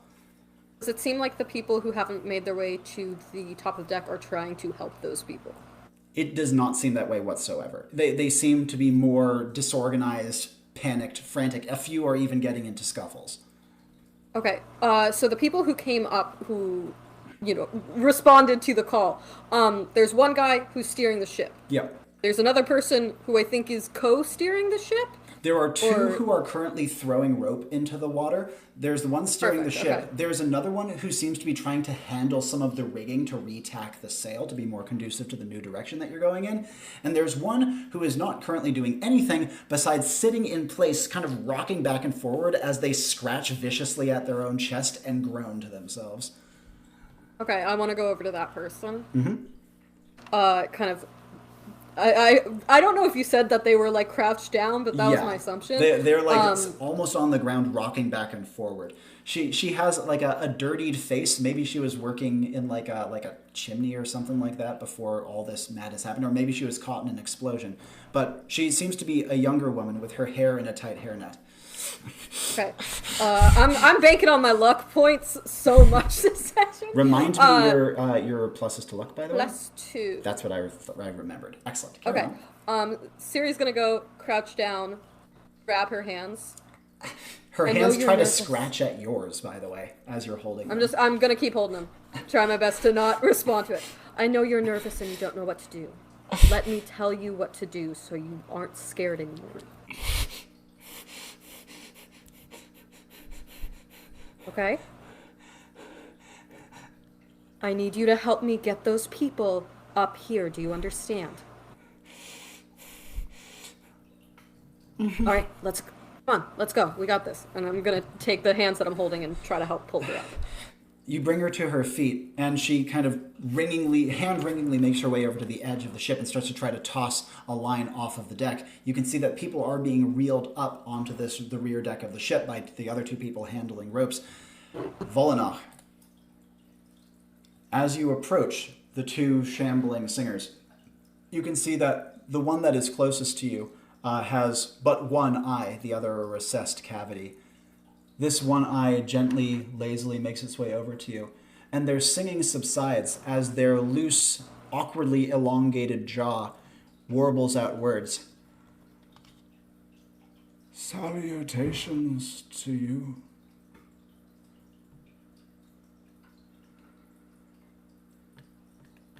They look at you for a moment, and then, with another gentle bow, say, "Is it true that aid is needed here? We would be happy to be of service."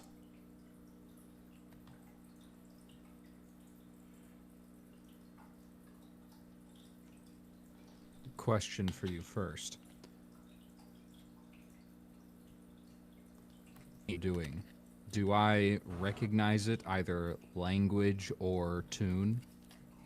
The singing is in a language completely foreign. The music is discordant in a harsh minor key that never resolves the way you want it to.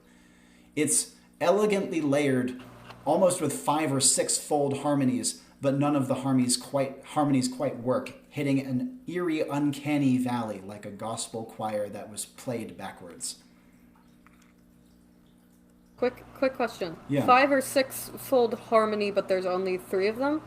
There's only 3 of them. Here, there are more by the mast. This is only Okay. there's 2 here. They're like a breakaway from the singers around the mast. Okay. I would like to use my knowledge is power ability. Mm-hmm. And before I describe how it happens, I want to summon a book that can be read in mere seconds magically, which is what the ability says. But I want the book to be something that teaches me the language that they're singing in, so I can translate and figure out what they're singing about. Lovely. I love it. With 100% yes. Knowledge is Power also lets you get a thematically fitting magical buff related to what you are learning. And remember, you can give Knowledge is Power to another person, but only one person, yourself or someone else, can receive it. Okay. I'm the only one of us here right now, so I'm going to take this myself. And as Vollanoch spreads his arms out wide, his loose and ill-fitting sleeves billowing in the sea spray, he's going to clap them together. Wham! And when he brings them apart, it opens like a book. And right in front of him, there's this a little bit of gold sparks as this slightly glowing tome appears in his palms. Beautiful. I love it. What would you like your thematic magical effect to be? It can be it can linger for a little while if you would like. It has to be related to. So ideally, I'd like to be able to understand and speak this language. Yep, that will be received from the base effect of the Knowledge is Power teaching you something. But on top of that, you also get this additional, related magical thing. Related to their language. Their language. I'd like to have some sort of charming ability over them. Like, I want to be able to tell them what to do no matter what their inclinations might be. Authority to Hrungvaln. Yeah, I'll take it. I like it. And as you activate the Knowledge's Power, the book, as you so beautifully described, unfolds before you. The rush of knowledge runs into your brain, lovely and fulfilling, like drinking a long, cold, icy glass of water after a long, hard day of work. You suddenly hear the lyrics, and you realize two things. First of all, this language is never spoken, it is only sung. It is a highly tonal language, and as such, any given syllable can mean many different things based on the note it is sung in. You can also hear the multi-layered harmony as not being a single song, but actually many different songs, or in this case, sentences and lines that interweave with each other. It's quite complicated, enough so that I'm not going to be able to give you the whole thing verbatim, but I can summarize and you will have the ability to tap into it at any time, because you can hear it going on all over the place. It follows a single trajectory thread. And the summary that I will give you is that it revolves around a single repeated phrase. Beauty from death, beauty from death, beauty from death, we all shall face it. It is a almost elegant, if creepy and morbid poem, discussing how in death there is light, and in light flaws are revealed, flaws that go far beyond physical appearance and reach the soul. And once the soul is laid bare to light, the pains of the body are left behind. It also entreats the name of Va'in, avatar of their god. Son, avatar, child, all kind of interchangeable in this case. One who embodies beauty and light and perfection in physical form as well as in soul form.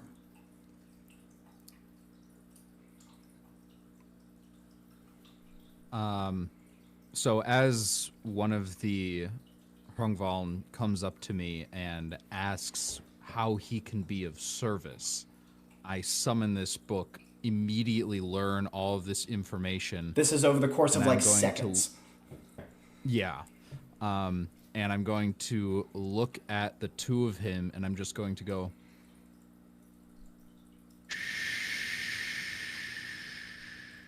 and try to get them to stop singing. And you can see that this one pauses for a moment, its strange hanging jaw almost like cocked at a moment. And then another gracious nod. Very wise. It sings back to you, now in your and their own language. And you can hear it call. The chorus subsides, at least for now, and the music on your boat dies down. Do the sailors react to this? Immediately. You can see people shaking themselves and rubbing their faces and slapping themselves. Immediately, a sailor comes over and grabs one of your two Hrungvaln by the neck and says, "Tell me why I shouldn't kill you on the spot, you deceptive, slimy, parasitic creatures." And the Hrungvaln responds, "You may." The sailor doesn't know how to respond to this and looks kind of over his shoulder and then to you and then to the Hrungvaln and compromises by spitting in its face and smashing its head against a railing. He collapses to his knees. "Sir," looking up to you, "Sir, what have we done? I killed a man with my hands. What's coming over us?"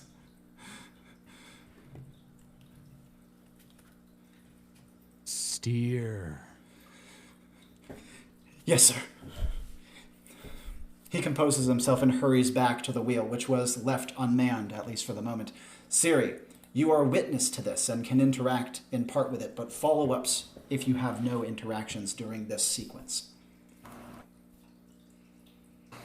How long... So, the mirror has a long cooldown for if I want to tap into the same target. What about different targets? Different target is actually almost instantaneous. Like, you can just quickly switch between targets if you wish. Sick nasty. I want to run up to Vollanoch, grab his shoulder, pull him towards me, go, "I need you to do that again." And then do the same magic mirror thing I do, but at a distance, and try to get it to the front of the ship adjacent to us. Ooh, that's sick. So you're trying to repeat the same Phantasm combination? Yes. Okay. Phantasm is not off cooldown yet. Can you improvise? Okay. I mean...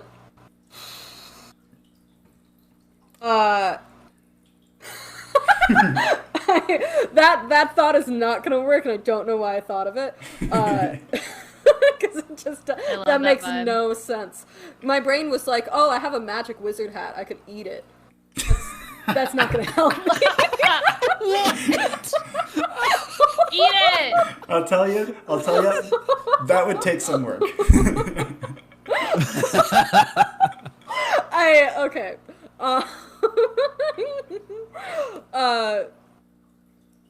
I don't, oh gosh, I don't know how to do it. The only thing I can think of is compromising and like being exhausted for a bit and not being able to do magic for a while. Of like having an added consequence because I want this done as soon as possible. Oh yeah, you could push the cooldown with energy work at a cost. Yeah. So if you need to, you could do that. Do you need a moment to think? Because I can tap back to Calypso. So. Yeah, I think I do. Totally. Calypso, having just scattered the area surrounding the man with the blue sword, the immediately surrounding like anarchic sailors and civilians are completely blown over. None of them are an immediate threat, at least for the coming seconds. Immediate follow-ups from you. This guy is... You said he was, like, fainting or losing consciousness or... He was slumped over the pike that is currently, like, stabbed through him and through the spokes of the wheel beyond him. Yeah, but is he still alive? Yes, he is. All right, well, I'm gonna go check on him. Does he seem responsive? Oh, look at that. He sure is. Hi! What's happening? Last thing I expected to hear. Who the hell are you?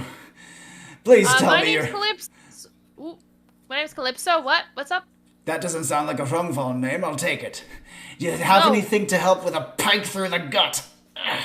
As far as I'm aware, you should not remove it or you may bleed out. But maybe we can get it out from the wheel here. Clever. Here, he starts to take a couple of gentle steps forward as the pike's shaft starts to slide through the spoke of the wheel. God! The barbed hook is about to catch on the spoke, though. Okay, wait, hold on, and I want to come and help guide it. Yep. You get the spike through, and now he is standing barely. His knees are buckling with this pike through his stomach. His sword is loosely held in one hand, though the other one is clutching his stomach. His face is pale, and you can see a little bit of spittle falling down his beard. What now? Any plans? Any ideas? So there's two other people like me that are here to help. Although I don't even know if they're even coming this way. I'll be honest with you. But not particularly. Why is everyone fighting each other? Do you know? Do you have an idea? Some bastard trick of the Hrangvaln is all I can guess. Okay, so are those the singing ones? Yes. If I do go down, I'm sure it's going to come soon. I have a will in the cabin if you can grab it. I'd be grateful if you could. Okay, that's good. Yes, I will. He nods. Thanks. You have a flaming sword there. Will that help? He says, just might. He holds it up to his stomach and tries to cauterize the wound, screeching in pain as he does so. Oh, right. You know what? Yep. Oh, wow, you're screaming loud. Okay, and then as he's doing that, just quick surveillance of the area. Who's paying attention to him screaming now? Some of the people surrounding him are starting to get back to their feet, but more importantly, some of the people down on the deck are looking up towards you, wide-eyed, twitchy, frothing. The Hrangvaln are still singing around the mast. The captain with the pike through his stomach pulls his sword away. He says, still feel like shit. Might get me a minute. I'm in, though. What do you need me to do? I'll take it down as many of them as I can. Maybe worthy of a story or a song or something. Sure. I think we should stop the singers. Clever woman. I like the way you think. Hunch. You have a grenade or something on you? I don't. I have lightning, sir. He looks at you, stopping panting for a moment, and says, convenient. I appreciate it. Thank you. I'm glad you're here. Use it, please. Use it, please. Okay, using it. Well, he said use it, so I would like to take one of my lightning bolts and chuck it at one of the singers. Well, actually, all of them, because they're all connected. All right. Now, as you lean back with your lightning bolt, there is one slight issue. There are a lot of people on the deck with a lot of conductive things like swords. Okay, that's true. How are you going to make sure that the lightning bolt hits the fleshy guys that have hooks in them, but none of them are raised?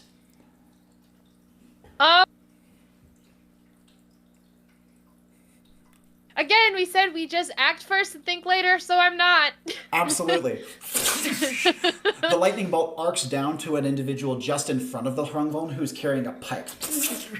It torches him rapidly on the spot, and he falls to the ground with charred hands and his hair on fire, and immediately a bunch of the individuals on deck start to rush up towards you. Immediate follow-ups. Okay. Sorry, what was the last word you said? A bunch of the people down on the deck start to rush up the stairs towards you. Immediate follow-ups to your action. Yeah, the captain is still on the pike? Yes, he is. I don't know. That would hurt if I threw the whole thing down. Oh my god. I was just like, take the stick and just... You definitely won't be able to get him out of there. You definitely won't be able to lift a guy, but you could definitely get the pike out of it and to try to do something with that.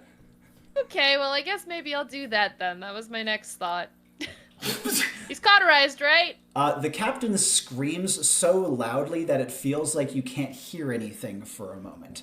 There is a literal visible hole through his stomach at this moment, though he quickly reaches his hand down to try to do something. It's instinct more than anything. Cauterize that! With a large pike, it's big enough that you couldn't throw it one-handed. You have to throw this thing two-handed. What do you want to do? Yeah, I'll throw it two hands at the singers. It takes like a 1-2 step. Not an elegant throw by any means, but the pike sails through and impales into one of the singers, attaching them to the mast. Wonderful. A piece of the hymn dies down, and then the others quiet for a moment, but you hear them singing other things. It's less grand and more conversational, as they almost look to be like casually talking to each other, discussing what just happened to the individual standing next to them, now pinned to the mast.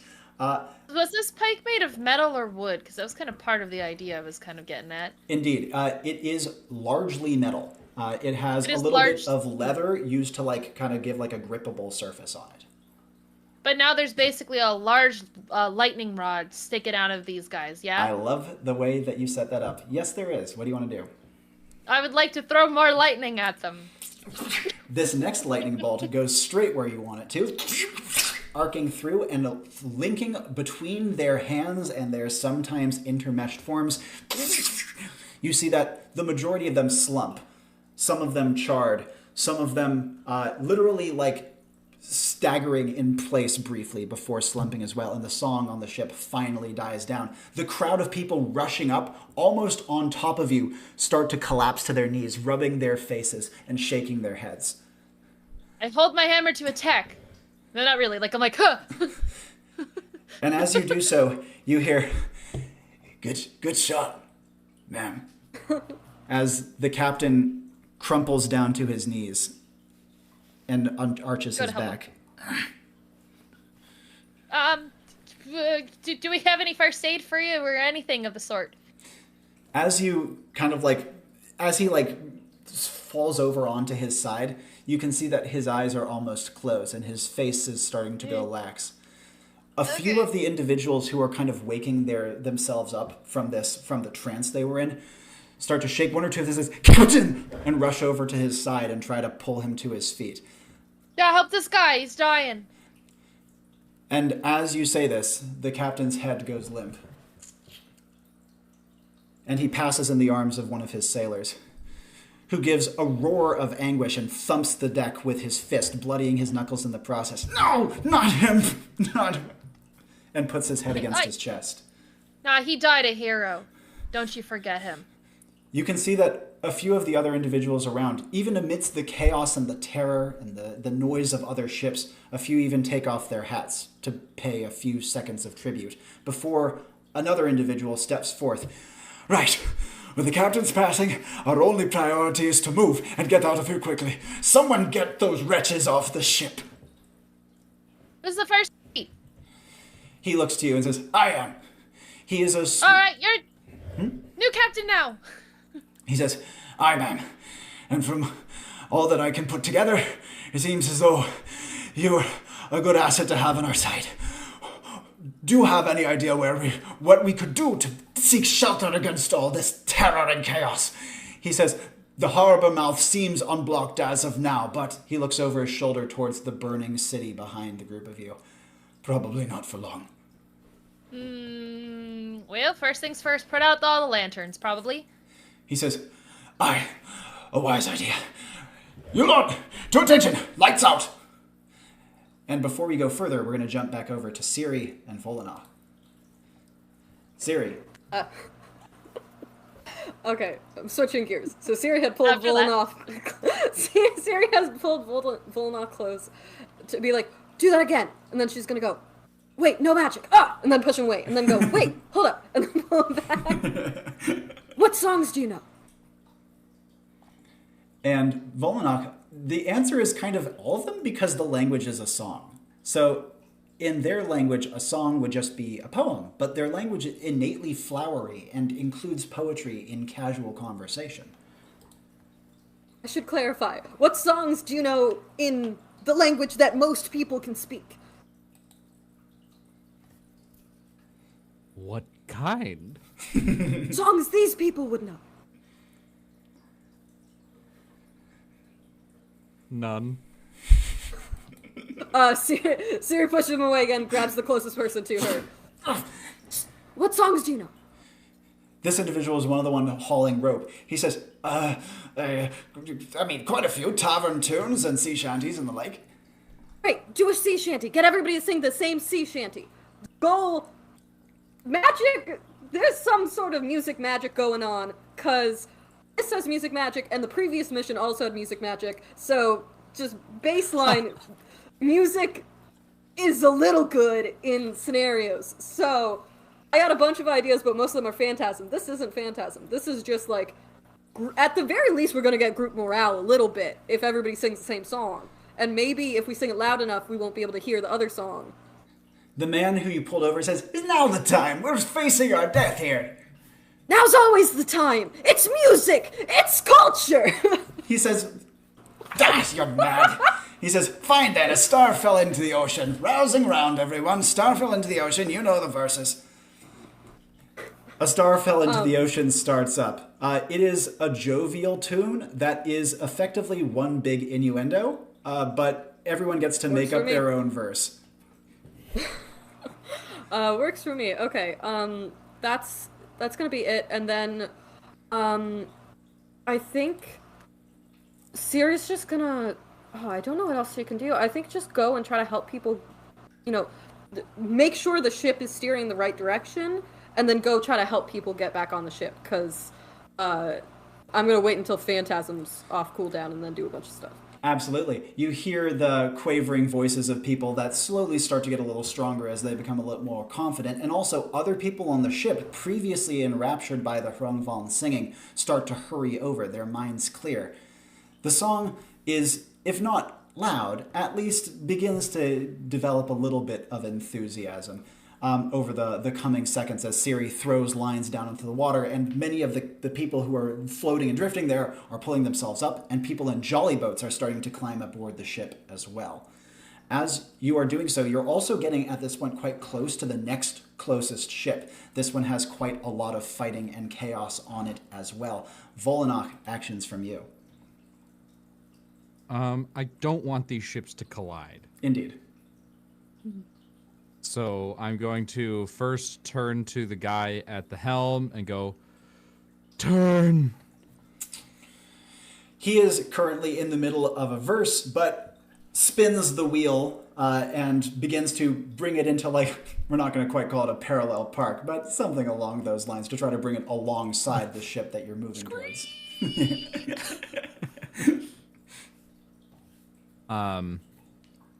With that momentum, Vollanoch is thrown to the railing, but not over it. And he's going to look in two places. He's going to look out across the burning city and the rest of the harbor.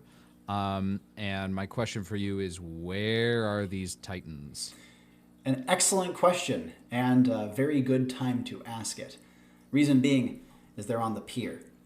You can see the giant round figure of the balled up pangolin balling his way down the pier and crashing into the water as a streak of light follows him. A ship that hasn't yet cast away is pierced through by the light and crumbles in on itself. As the light skips off the water like a skipping stone and lights upon one of the backmost ships in the fleet.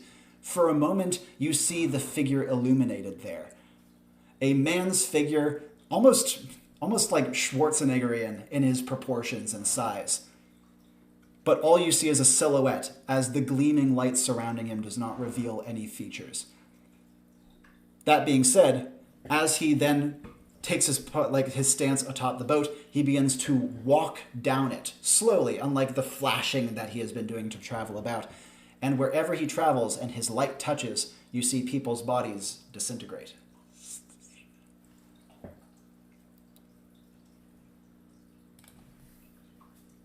And this is going towards the water. Oh yes, he is currently on the rearmost ship in the armada, walking gently across it. But as he reaches the forward prow of this ship, the pangolin launches up out of the water, ripping the prow of the ship off to try to get him into the water as well. Its huge claws sinking into the wood and splitting the ship akimbo as the light-strewn individual, Vain, rather than tumbling down in as a normal person would, descends down with the grace of a ballet dancer landing a high jump. The other place that I wanted to look was straight down into the water. And I would like to use my third action, which is fun fact. Share an interesting piece of information about a relevant person, place, etc. And I'm thinking I recall a story in my preparation for this mission about something that happened in this harbor where a ship or maybe several sank, and those ships were laden with weapons that could, in theory, harm. Like one of them was just a ship full of gunpowder, and it never exploded, which saved several lives like 10 years ago or something. And I want to figure out, remember that happened, and let them know where it happened, so that if we put ourselves on the other side of that giant landmine, it would maybe, in theory, slow down the avatars if they started coming this way. I love that fun fact. I am 100% okay with having it be now the fact, now reality, that a massive gunpowder stash, or I'm going to go a step further. I'm going to say a live munitions stash, such that the gunpowder would not be wet from being underwater, is sunk towards the mouth of the harbor. You guys at this point are almost like you're over halfway out of the harbor, and so you are nearing the point at which you would be over that sunken stash. Who would you like to communicate this to? First, Siri. And I'm going to point down into the water and look at her and just say, "Mines, mouth of the harbor, underwater." The most words she has ever heard him speak subsequently. Siri will take out one of her smoke bombs, toss it into the air, catch it. Think something like this could have set it off? Yes. Maybe. Now, that has the advantage of being magic in nature, and therefore not having to worry about an actual fire being doused by being dropped into deep water. But the exact delivery method of using it to set off a cache of bombs will require a little bit of extra juice, as you might imagine. As a follow-up to this, what would Vollanoch like to do from here? And then I'm going to jump back to Siri. The two ships, by the way, are now completely parallel to each other. The helmsman has called over his shoulder to Vollanoch, "They aboard are likely to try to take us next. The song is fierce in them."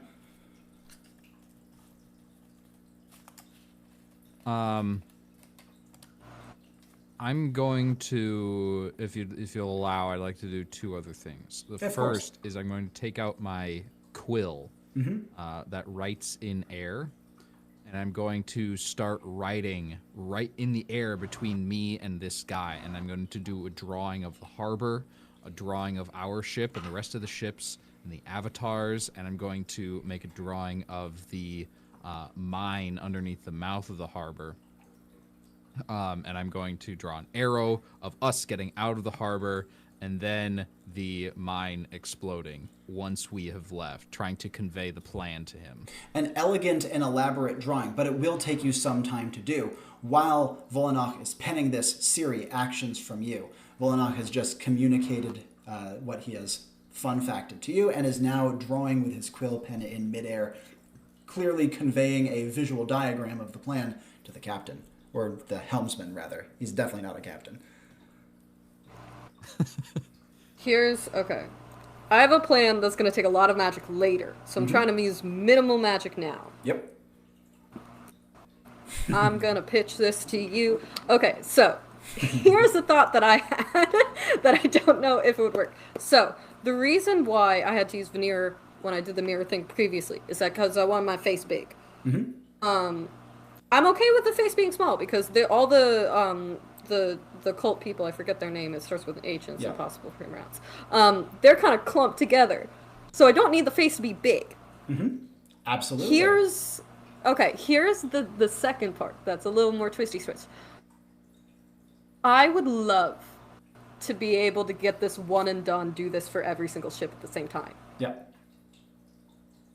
I will smash my mirror. Ooh. And permanently lose it. Smash it into multiple pieces so each piece can hopefully go to a different one of these ships and have Vollanoch say stop singing to all of them at the same time. Oh my goodness. That is so cool. All right, well, let's begin with this. How are you going to activate your mirror as or after you smash it? If I can, what I'd like so mirrors have a backing on it. Indeed. So I just said it's bad luck. Luckily, I have +2, so hopefully it'll counteract it. Since a mirror has a backing to it, what I want to do is like flick it so that it shatters. It doesn't fall out of the frame. I see. That way, it's all still in the same spot, so I'm not holding shards of glass. Yeah. So do that first, then cast it, and then To have such a perfect shatter would definitely take a manifestation, but that's a very doable manifestation, and you've already described how you're doing it. I already like it. Okay, rad. And then for extra effect and consequence, as soon as Vollanoch's done saying all these things, they can fall out of the frame. Absolutely. So that I can't do something like this again. Now, as you've shattered the mirror and you initiate the remote conversation process, how are you going to bring Vollanoch into this? He's currently in the process of drawing out his map. I think I just kind of like put it in front of him at point. And Vollanoch can see, reflected in every shard, almost like a dragonfly's compound eyes, the twisted faces of small groups of Hrungvon singing away. Though some of them turn their strange, disfigured eyes towards you, as it seems like they can see you through the shards of mirror in the same way you can see them. And immediately I get the idea of what's supposed to happen here. And with this smile, bigger, like a relief almost, bigger than you've seen yet, he just looks in the mirror, and again, he just goes, shh.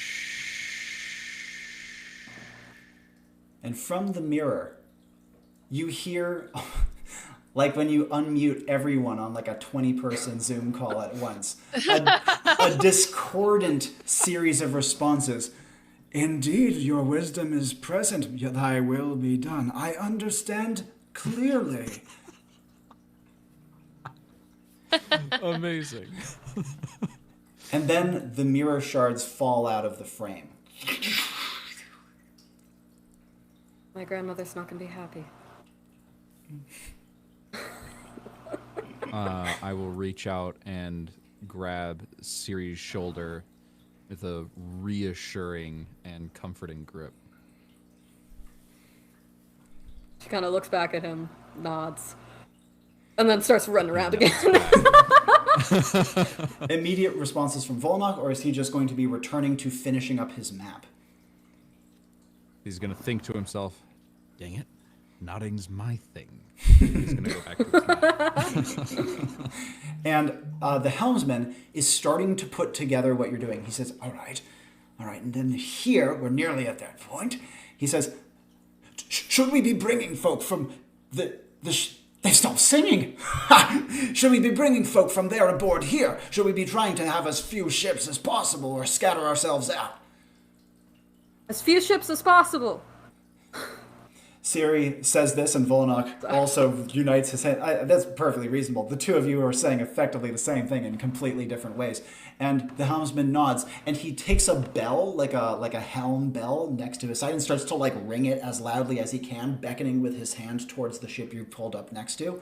You also see that similar, signs of life, frankly, are taking place on other ships of the fleet as they are stopping their kind of wild veering and onboard fighting and are starting to kind of more directly converge together as you are approaching the 66% mark out of the harbor. Before we go further, Calypso.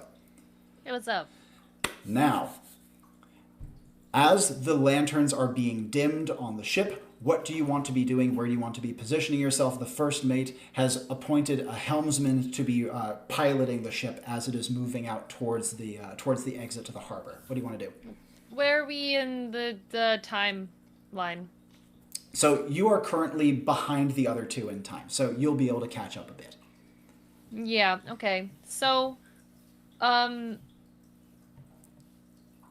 think I'm gonna go to another ship and try to do something similar. Absolutely. So how are you going to set off if you're going to do so? In this sense, I'd probably just climb the crow's nest and attempt to glide from another crossbar on a mast. And that is easily done in this case, especially now that you have a proper rigging to ascend up as high as you want and then sail across. As you do so, you see the last lights of your ship winking into darkness behind you. But you also can see, far away from you, the signs of destruction as the two titans blast their way out onto the waterfront. You can see that one ship have its prow ripped off after a beam of light made its way across it.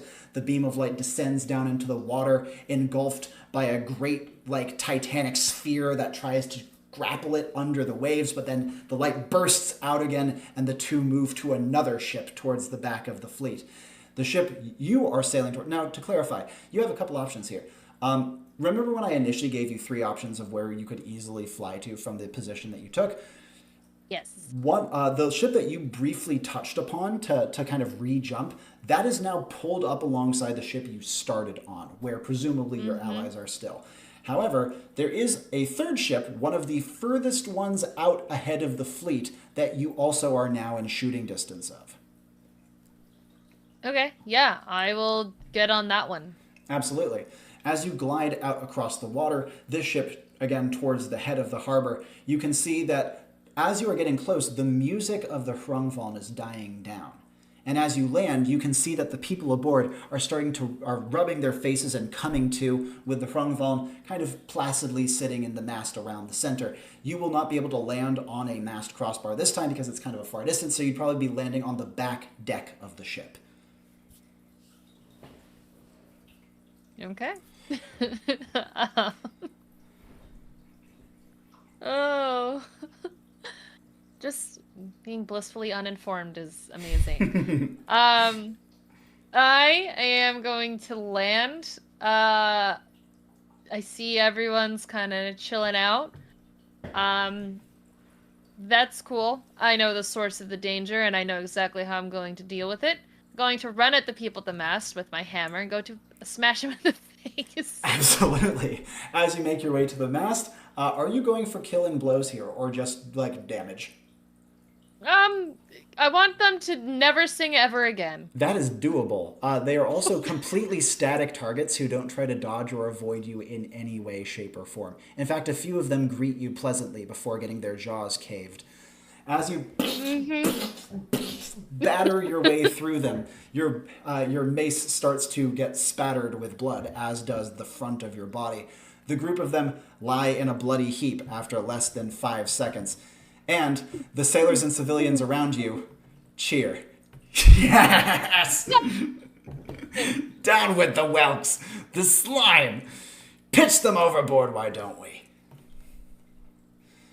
Okay. A few of them start to get to work lifting up the Hrungvaln and hawking them over the side of the railing into the water.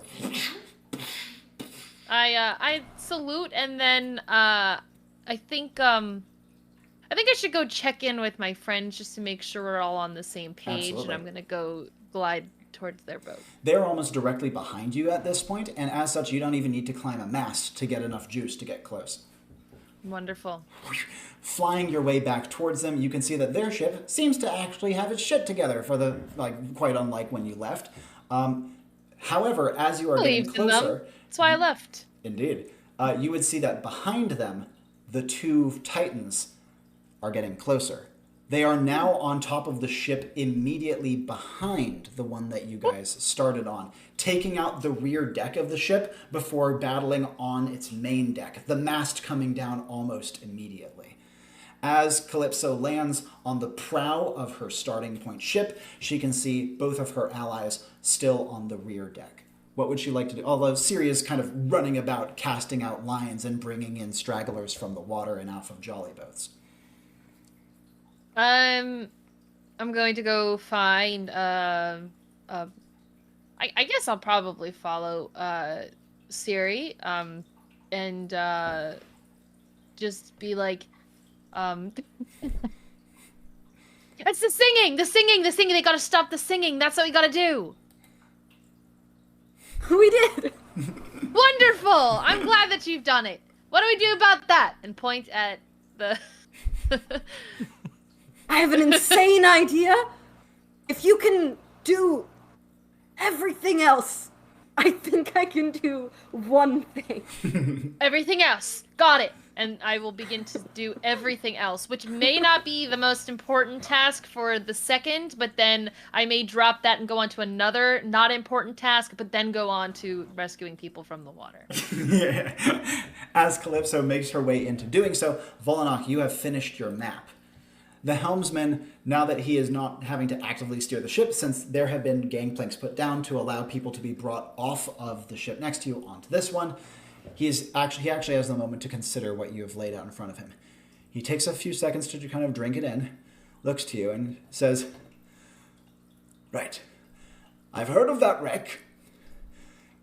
There's no way you'll be able to ignite that many munitions that far below the surface. There's no way." Trust me.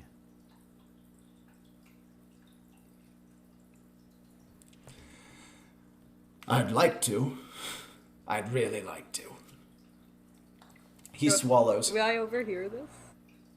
You hear the "trust me" and then "I'd like to, I'd really like to." You would also now see Vollanoch's map is finished. Can I toss him one of my smoke bombs? Absolutely. I don't know if Vollanoch would have the wherewithal to catch it, but the helmsman does. He says, "Looks like a pyrotechnic, like a children's toy or something." Magic. He says, "Right. It's the sort of magic that can light fires underwater, then I wish I'd had it sooner." He tucks it away in a pocket, and as he does so, there is a roaring noise. Behind you, there is a great rushing noise, almost like a hurricane contained to a single room.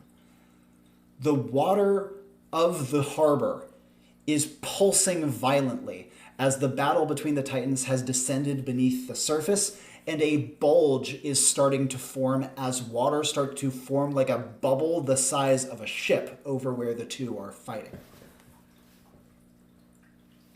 This is something that would immediately be brought to all of your attentions.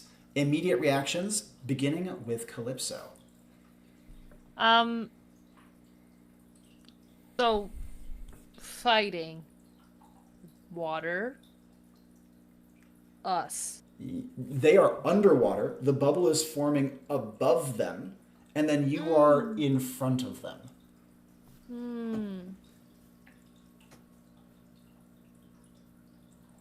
And now for my next trick, I would like to start performing a interpretive dance called "Get the Heck Out of Here," and perhaps use storm brewing to create some wind. All right. What will it look like to conjure wind in this way? Like, how is Calypso moving to create wind, and what is the wind she is creating going to be like? As I've prefaced storm brewing, it is an interpretive dance. One that is called "Get the Heck Out of Here," where it's a lot of like, let's go away to safety. And how is the wind being conjured? What is the direction of it, etc.? It is, I think using this water bubbling, the way the air is moving is kind of already creating a pressure thing that she is using to help push the wind, the air away from it and forward. If I have that much of the ability, it would probably be outward, so affecting boats to the side as well to kind of create space. Very savvy. Yeah, I see what you are going for. It's kind of cheerleader-ish. That's like how I'm picturing it in my head. It's that from like a more like brutish looking Yes, like indeed. larger. Let's go. Yeah. JoJo pose meets cheerleading. That's how I'm going to think about it. I've done the exact. And Siri, actions from you. I saw somebody say that I need to veneer Calypso into a cheerleader costume. Okay. I accept. New clothes. However, alright, I have a multi-step plan that will make me dead. First question though. From when they weren't underwater, I assume I have been seeing glimpses of their Yes, battle. absolutely. Does it seem like they're evenly matched? It seems like Vial, is that his name? Va'in versus Rumpus. Va'in. It seemed like Va'in might be slightly or a lot more powerful. Like, what is the disparity? From the glimpses you there? have seen, Rumpus is getting kicked around a lot, but is unbelievably tenacious. Like, buildings are Rad. crumbling before Va'in, but this pangolin is not. Okay, sick nasty. I'm gonna start the multi-step plan and hope to God it works. Step one being I need to go to a little corner of the ship. Or actually, that's not gonna work. I'm gonna take my hat. I'm gonna take my hat, flip it inside out. Yep. And I'm gonna start to veneer a landscape. A beautiful landscape that looks like the landscape around us in there. Like a mini version of what we're seeing. Yeah, of the harbor and the city. I'm assuming, do you want it to be a destroyed version at night or like a normal version during the day as best you can? I want it to look like what it currently looks like. Okay, destroyed at night, on fire, chaos. Yep. Yeah, that's step one. Excellent. Step two is slightly more difficult because they're underwater now. Are you okay with your veneer being kind of impressionist? Like, how fast are you going to be with this thing? I don't need it to be that good. I need it to be good enough to do my plan that's not gonna work. Okay, we'll go with recognizable. Step two is difficult because they're underwater now. So it might be that I have to wait to do step two until they're not out of water. The goal is to phantasm a blindfold over the guy. Oh my god. Do you see where I'm going with Yes, this? I do.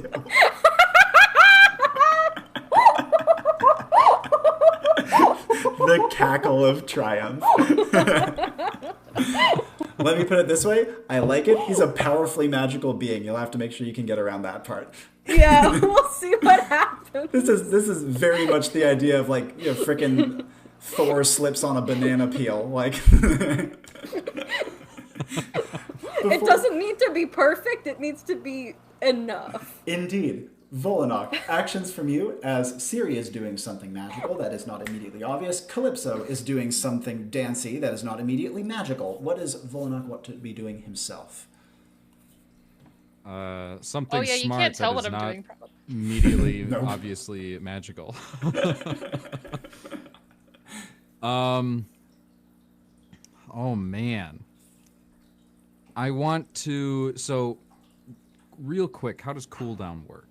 So your cooldown effectively means that you cannot reuse a thing until a certain amount of time in mission has elapsed. How much? Well, it is contextual. That's why I don't give hard times. I use low, medium, high, because on a very fast-paced mission, it might only take 20 minutes in-game, but it wouldn't be fair if that meant that you couldn't use any of your abilities more than once. Right. I want to use fun fact again. This time recalling something about Va'in, because it is clear that Rumpus is going to fight Va'in. Like, that was in our mission briefing. Yes. That is his goal. We still don't really know what Va'in's goal is. I would like to learn what that is in order to hopefully make that avatar change direction and go somewhere else. Okay, and since it is a fun fact, you are the one pitching it. And because of that, it's up to you to try to come up with a plausible motivation for him, or at least part of a plausible motivation. I will say, this would be pressuring the cooldown, and because of this, I'm going to ask you to go into a more depth with what Vollanoch is doing to conjure up the magic. Like, this is going to be a more stressful cast than usual. Hello, kitty behind. And so, like, sell me on him going through a bunch of extra effort in order to conjure up this fun fact when normally it would not be normally the cooldown would prevent you from doing so, but that's what energy work is for. I'm going to I will recall how Va'in claims he was created or was supposed to be created. And the fact that he may claim to be, you know, this great son of the infinite darkness, but he's just as scared of that thing as the rest of us are.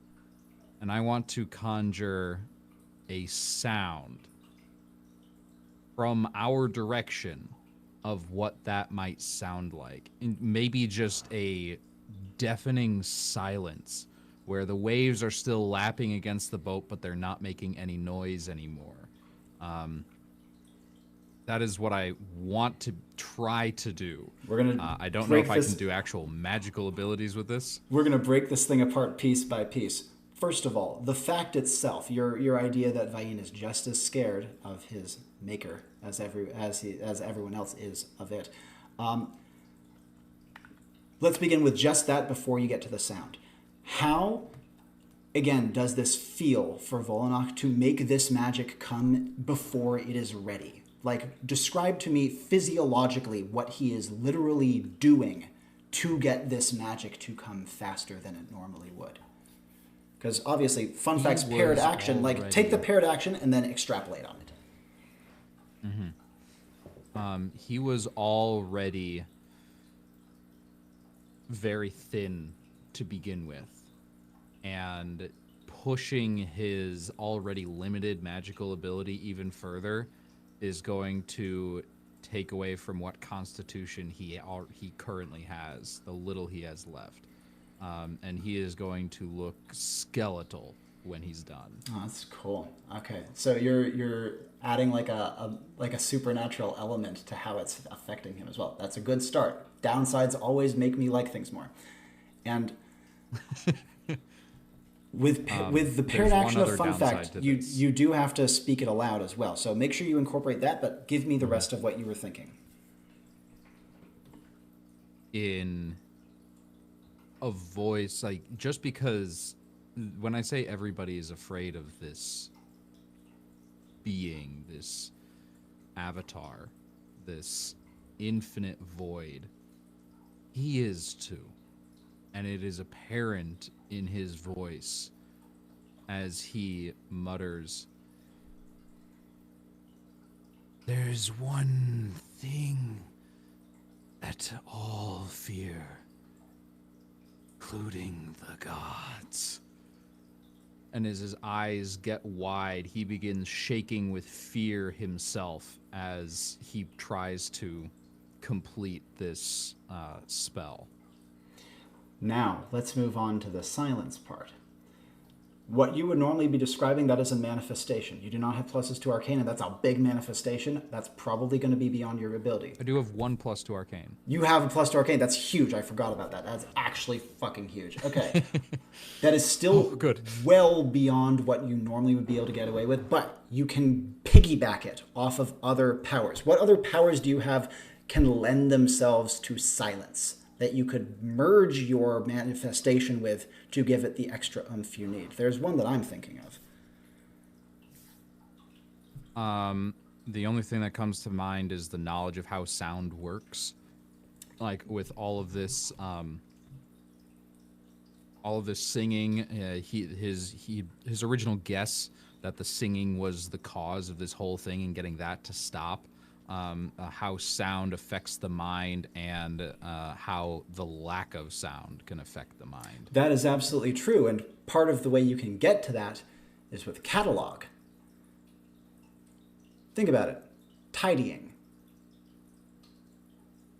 Everything needs to be quiet, including everything needs to be tidy, including the airwaves. And because of that, give me a paired action for a catalog that can justify it tidying the sound.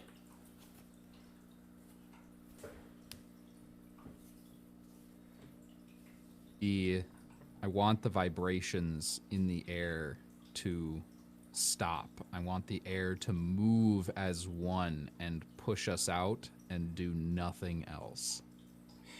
And what will Vollanoch physically do to make the catalog happen? Like, how is the magic manifesting within his own frame and within his own actions?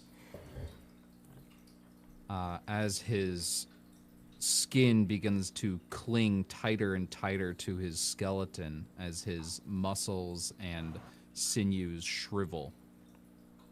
He outstretches his arms and he's looking down, and he closes his eyes for a moment before reaching his arms up, and when he opens his eyes, they're just all black. There is no white, no color, no nothing. And again, one last time, he goes,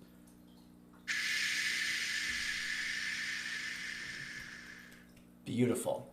That's exactly what I needed. And as Vollanoch, at this point, I'm going to say he is collapsed. His frame is too weak to support himself at the moment. And the helmsman has dropped to his knees and is like picking him up and like cradling his face. However, even though he is clearly trying to speak panicked to you, there is no noise. Calypso, in her dance, notices that the wind is still there, but the noises, the talking is getting quieter. Even the creaking of the ship is getting quieter. Even the lapping of the waves is a little quieter. Siri would notice it even more, her keen ears noticing the eerie lack of noise, especially when she sees people's mouths trying to move. And amidst this eeriness, two other things happen. One, Calypso's wind whips in over the bubble, pushing the ships out. And second of all, that bubble erupts into a perfectly silent geyser that streaks a light up into the sky as the two titans take their battle almost a quarter mile into the air, and simultaneously that column of water pushes all the ships out in a mighty, completely quiet tidal wave. The wind has gotten the ship a little bit ahead of the tidal wave, enough so that it is not completely swamped at once. But immediately, the group of you begin to be thrown about against the ship's railings and the deck by the sudden onrush of water. You are hurtling towards the head of the harbor, and the ship that you're pulled up alongside is crashing wildly into you, like two race car drivers jockeying for position on a track. Siri, follow-ups from you. You are being flung about on the ship, only barely holding on to rope and railing. What do you want to do? I'm very frustrated because I had set up this plan. Oh my gosh. The plan is still very possible to end up being relevant. No, it just means I can't deal with the emergency situation if I go through with this plan. That's the payoff here. You know what? Siri told Calypso to do everything else. Calypso can do everything else. Siri's gonna do this. As soon as they erupt from the water, Siri's grabbing onto something now, but is gonna try to get a blindfold onto Bain. And talk me through it. All right. This is now it's gonna be double difficult now because everything's shaking. It's much harder to get it's shaking, a clear he is view. Moving, there's water everywhere, and that eerie silence, though, if anything, that might actually help. That's exactly what I was going to say, is I feel like now that there isn't sound, it can be easier to focus onto Vain. Mm-hmm. And I'm thinking, what I was imagining is that Siri was kind of prepping this, and so there was kind of maybe already a phantasm blindfoldish thing in front of her, and just as soon as as Vain comes into a clear shot, as clear of a shot as she can get, she'll take the earliest one she can. Just have it fly forward. And this is the version of the surroundings that you had painted out, yes? No, this is different. Oh, this is different. This is a more convoluted plan than that simple thing, Robbie. I see. We have here. I have a hat, Rob. Should have brought it out. Okay. Inside of the hat, so there's depth, is a veneer of the landscape. Yeah. There is a separate blindfold that is going to blindfold him. Yep. And then as soon as there's confirmation that he has been blindfolded, this isn't going to work. Oh well, it's too late. We're going for it. We're committing to the bit. Right. As soon as the blindfold gets on him, this has been something I've been wanting to do for a very long time, so I made it work, even though it's not going to work. Reverse viewpoint onto herself, and Siri's just going to stare into the hat. Oh my fucking god. Wow. And additional thing, if I can, Vollanoch, before the sound went silent, Vollanoch did say the fun fact about Yes, him being afraid of there's one thing that everyone fears, even gods. Something to that effect.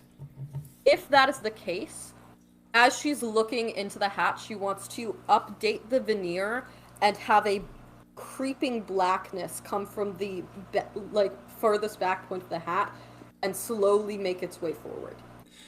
Okay, let's begin And just with blindfold. yeah, that's fair. You snap out that blindfold phantasm as the column of light is erupting, and at its peak, your eyes pick out the two figures, the giant pangolin and the small but still giant man, like normal size but giant for a normal sized man, illuminated in the column for a second, and then for the first time that you have seen, Rumpus scores a hit. His right claw smashes into Va'in, and Va'in plummets to the ground in a meteor-like trail of light, slamming into the water. With this, talk me through a reverse viewpoint. First of all, for those watching, what does that mean? Just briefly. Yeah, so viewpoint is a spell that can do, or ability that can do multiple different things. One of them, traditionally being the caster Siri could close her eyes, focus on a target, and see through their eyes. Reverse viewpoint, I would assume, is that in reverse. The target closing their eyes and seeing through the caster's eyes. Now, I don't think this guy's going to close his eyes that often. He has a blindfold the blindfold. on. Yeah. Exactly.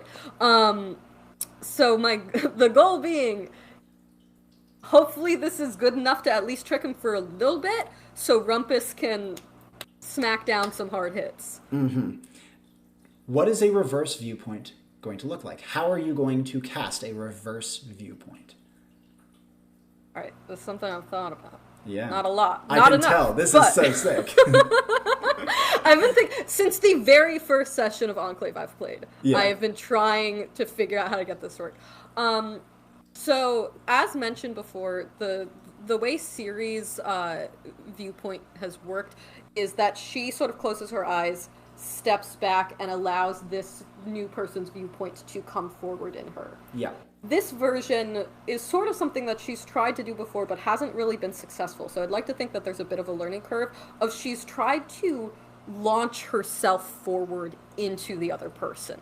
The last time she tried this, it was very short and didn't really work well. I'd like to think that she thought and kind of practiced this of being able to launch herself forward and stay forward into that other person. Absolutely. Now, obviously, normally you have closed your eyes to initiate a viewpoint. This has definitely got to be the reverse, then. Yes. Eyes wide open, I think a little blurred because she's not used to this. Mm-hmm. Hopefully that'll work in her advantage and make the impressionistic hat to look a little more real. But yeah. And also the lurching of the ship would complement her kind of thrusting herself forward. In fact, it complements it a little too well, and Siri would flail forwards and crash headfirst into the deck, looking into her hat. Right, hopefully grab onto something. You got a railing. Okay, good. And you said you wanted to, after you do feel the viewpoint take. Awesome, okay. And you said you wanted to try to update your veneer with a creeping darkness. Is that what you were going for? Yes, so that hopefully some of the fear kicks in and he doesn't immediately think, oh, this is a trick. Now, normally when you viewpoint, you don't, it's obviously a little disorienting for you, but from everything you've heard, your target does not feel anything. That is not true right now. It feels like you are being worn like a glove, and the thing wearing you is not a hand, but the sun. Every inch of you feels transparent, on fire, cold, non-existent. You feel like a piece of paper with a spotlight shining through it. You feel like every inch of you is laid bare, including your very memories. You feel like an insignificant speck. But the viewpoint holds. Well, luckily there's no sound, so nobody can hear her scream in terror. Um, I'm going to jump back over to Calypso. Your wind has kicked up as the geyser erupts. The rush of water sends the ship launching forward, but you alone of your party was ready for it and do not eat shit and fall onto the deck. Yeah. Immediate follow-ups from you. Your group is like the people on the ship are being flung about as it's careening forwards. You can see that Vollanoch is kind of crumpled on the deck, but he's not. The helmsman is like holding him in place. Siri is like flat on the deck, but she's holding a railing. But there are people being flung overboard in the process. Actions from Calypso immediately after this rush takes place. Yeah, being that I was prepared for this, I would like to try and help some people, like prevent them from falling overboard as best I can. How do that? Well, good question. You read my mind. I sure did. Let me think. So are they like they're actively like falling over? Yeah, many people have been like bucked off of the edge of the ship, or are holding on by a railing, or are being like strewn against parts of the ship, like uncomfortably, and like being slammed hither and thither against the deck. Okay, the ones that aren't falling off the ship are not as much of a concern as those that are falling off the ship, though. Yeah. Being that I have control of the winds, and my cool cloak and shoes, I think what I would like to do or attempt to do is, like do like a, I think like a boomerang, but that's not a spinning thing, but like a swoop to kind of like catch and bring on the boat, maybe 1 to 2. Yeah. To the best of my abilities, it's better than nothing. Absolutely. So if you're swooping We're going on for net positive. Indeed. If you're swooping on the ship with your cloak, if you're going to grab someone, obviously you can't have your wings extended. So how, after catching someone, even with just one arm, is that when, like, if you're starting with a cloak, when are you going to bring in the Talaria, and if so, how? Are you going to try to catch yourself with the Talaria, and if so, how are you going to gain height? That's kind of the idea. I think the idea is kind of like, again, using the combo of the two items. The image I have in my head is some sort of like volleyball-esque, like use the shoes to kind of like hit a wall and like push people back, and then like use that to bounce and keep gliding. Absolutely. Okay. Just kind of spike people back at the boat. That I can buy into, especially the idea of you actually trying to work off of the boat itself rather than thin air, because, I mean, at least to my mind, it would mean that the Talaria have like a lot more purchase to go off of. And along those lines, after catching, or at least like getting back onto a rope or something, 1, then 2, then 3 people, you hear, "You, over the edge, please!" And you see waving hands over on the deck. Oh boy. Well, I am mid-flight, I imagine. Indeed, and you notice, very unusually, his voice cut through the silence. Oh no! Well, I don't think I pay much attention to that, actually. I think I'm like, oh no, civilian, I need to help them. Indeed. I think, I'm kind of thinking if I'm able to get back to the boat, like, again, I'm kind of thinking like an out and in kind of thing. Yeah. Upon landing on the boat, I was using land against the wall on a rope, so you would have lost some altitude, but you could quickly climb back up. Sure. I'm thinking actually of taking said rope and trying to either get it to them by means of like delivering it in a glide, or just directing it at them to try and pull them up, or even so far as going in myself with the rope attached to me and getting them. Yeah, absolutely. In that case, in fact, the wrapping it around yourself, I saw that motion. Is that something you want to commit to? Yeah, if I'm going in. Totally. Well, I'll tell you right now, throwing a rope is not going to cut it. This guy is being completely torn away by the powerful waters. Yeah. So I'm wrapping myself and I'm going free diving. Well, not free diving, rope diving. As you dive down, or as you're wrapping the rope and beginning to jump, you can see him being pulled under the water, but he is holding something up in his hand. And as his head is starting to go under the water, you hear him say, "Take this!" As his head goes down. You are in midair diving towards the water yourself right now. Yep. I'm going for that at least. If I can get him, that's great, but I want the thing. As you dive Retrieve. in, your hand manages to catch the thing in his hand just before his hand goes under. You are going to be hitting the water regardless. As you splash into it, unbelievable force. If you've ever been like body surfing before, it's like full body surfing with extra dose of water pressure. Just unbelievable amount of force behind it right now. And the man, through the bubbles and the surf and all like the darkness of the water, you can only barely catch a glimpse of him being pulled away from you by the undertow. Well, I don't know what else to do about that. I'm on the end of my rope, literally. So. Indeed. Are you going to try to haul yourself back in? Yeah. If I can't do anything to get him, I can't even imagine what I could remotely do at this point, other than maybe extend my reach the 1 foot that is my hammer. But that's about it. I totally understand. So, sorry, sir. Your muscles strain against the force of the waves as you haul yourself back in. This is by far the most you have physically expended on this mission thus far. As you pull yourself through the water, which is pulling you away from the ship as much as it possibly can. The rope is straining like you have a big fish on the end of a fishing line. And I am the fish. You are indeed the fish, and the fisherman in this case. You are trying to catch yourself. Yes. And as you are getting a little bit closer to the ship, the current shifts and you are slammed against the side of the ship, and your arm is cut by the barnacles encrusting its hull. That's fine. You now have the ship at your side, at least. That's all right. Can I use my shoes to climb? Can I use them to pull myself up at all?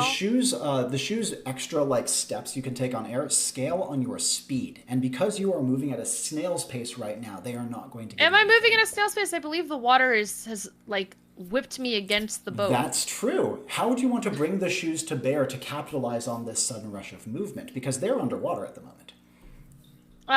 Yes. But I think again the water is whatever, turbulent. But it is turbulent.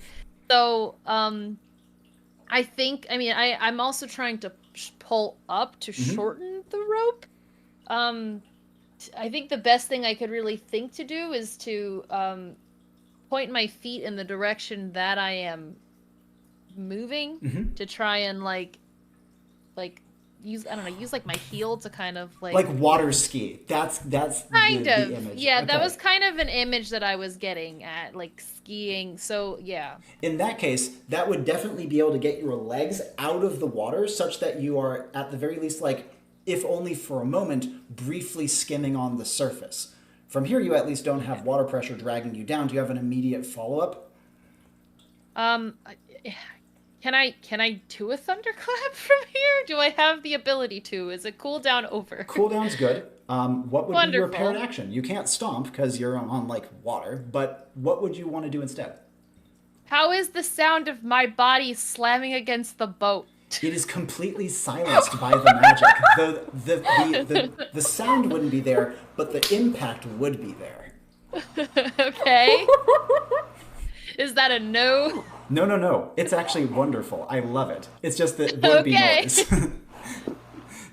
The impact is a fantastic paired action, and because of that, not only do you thunderclap at the end of a tether, meaning you don't just go up, you go out and around.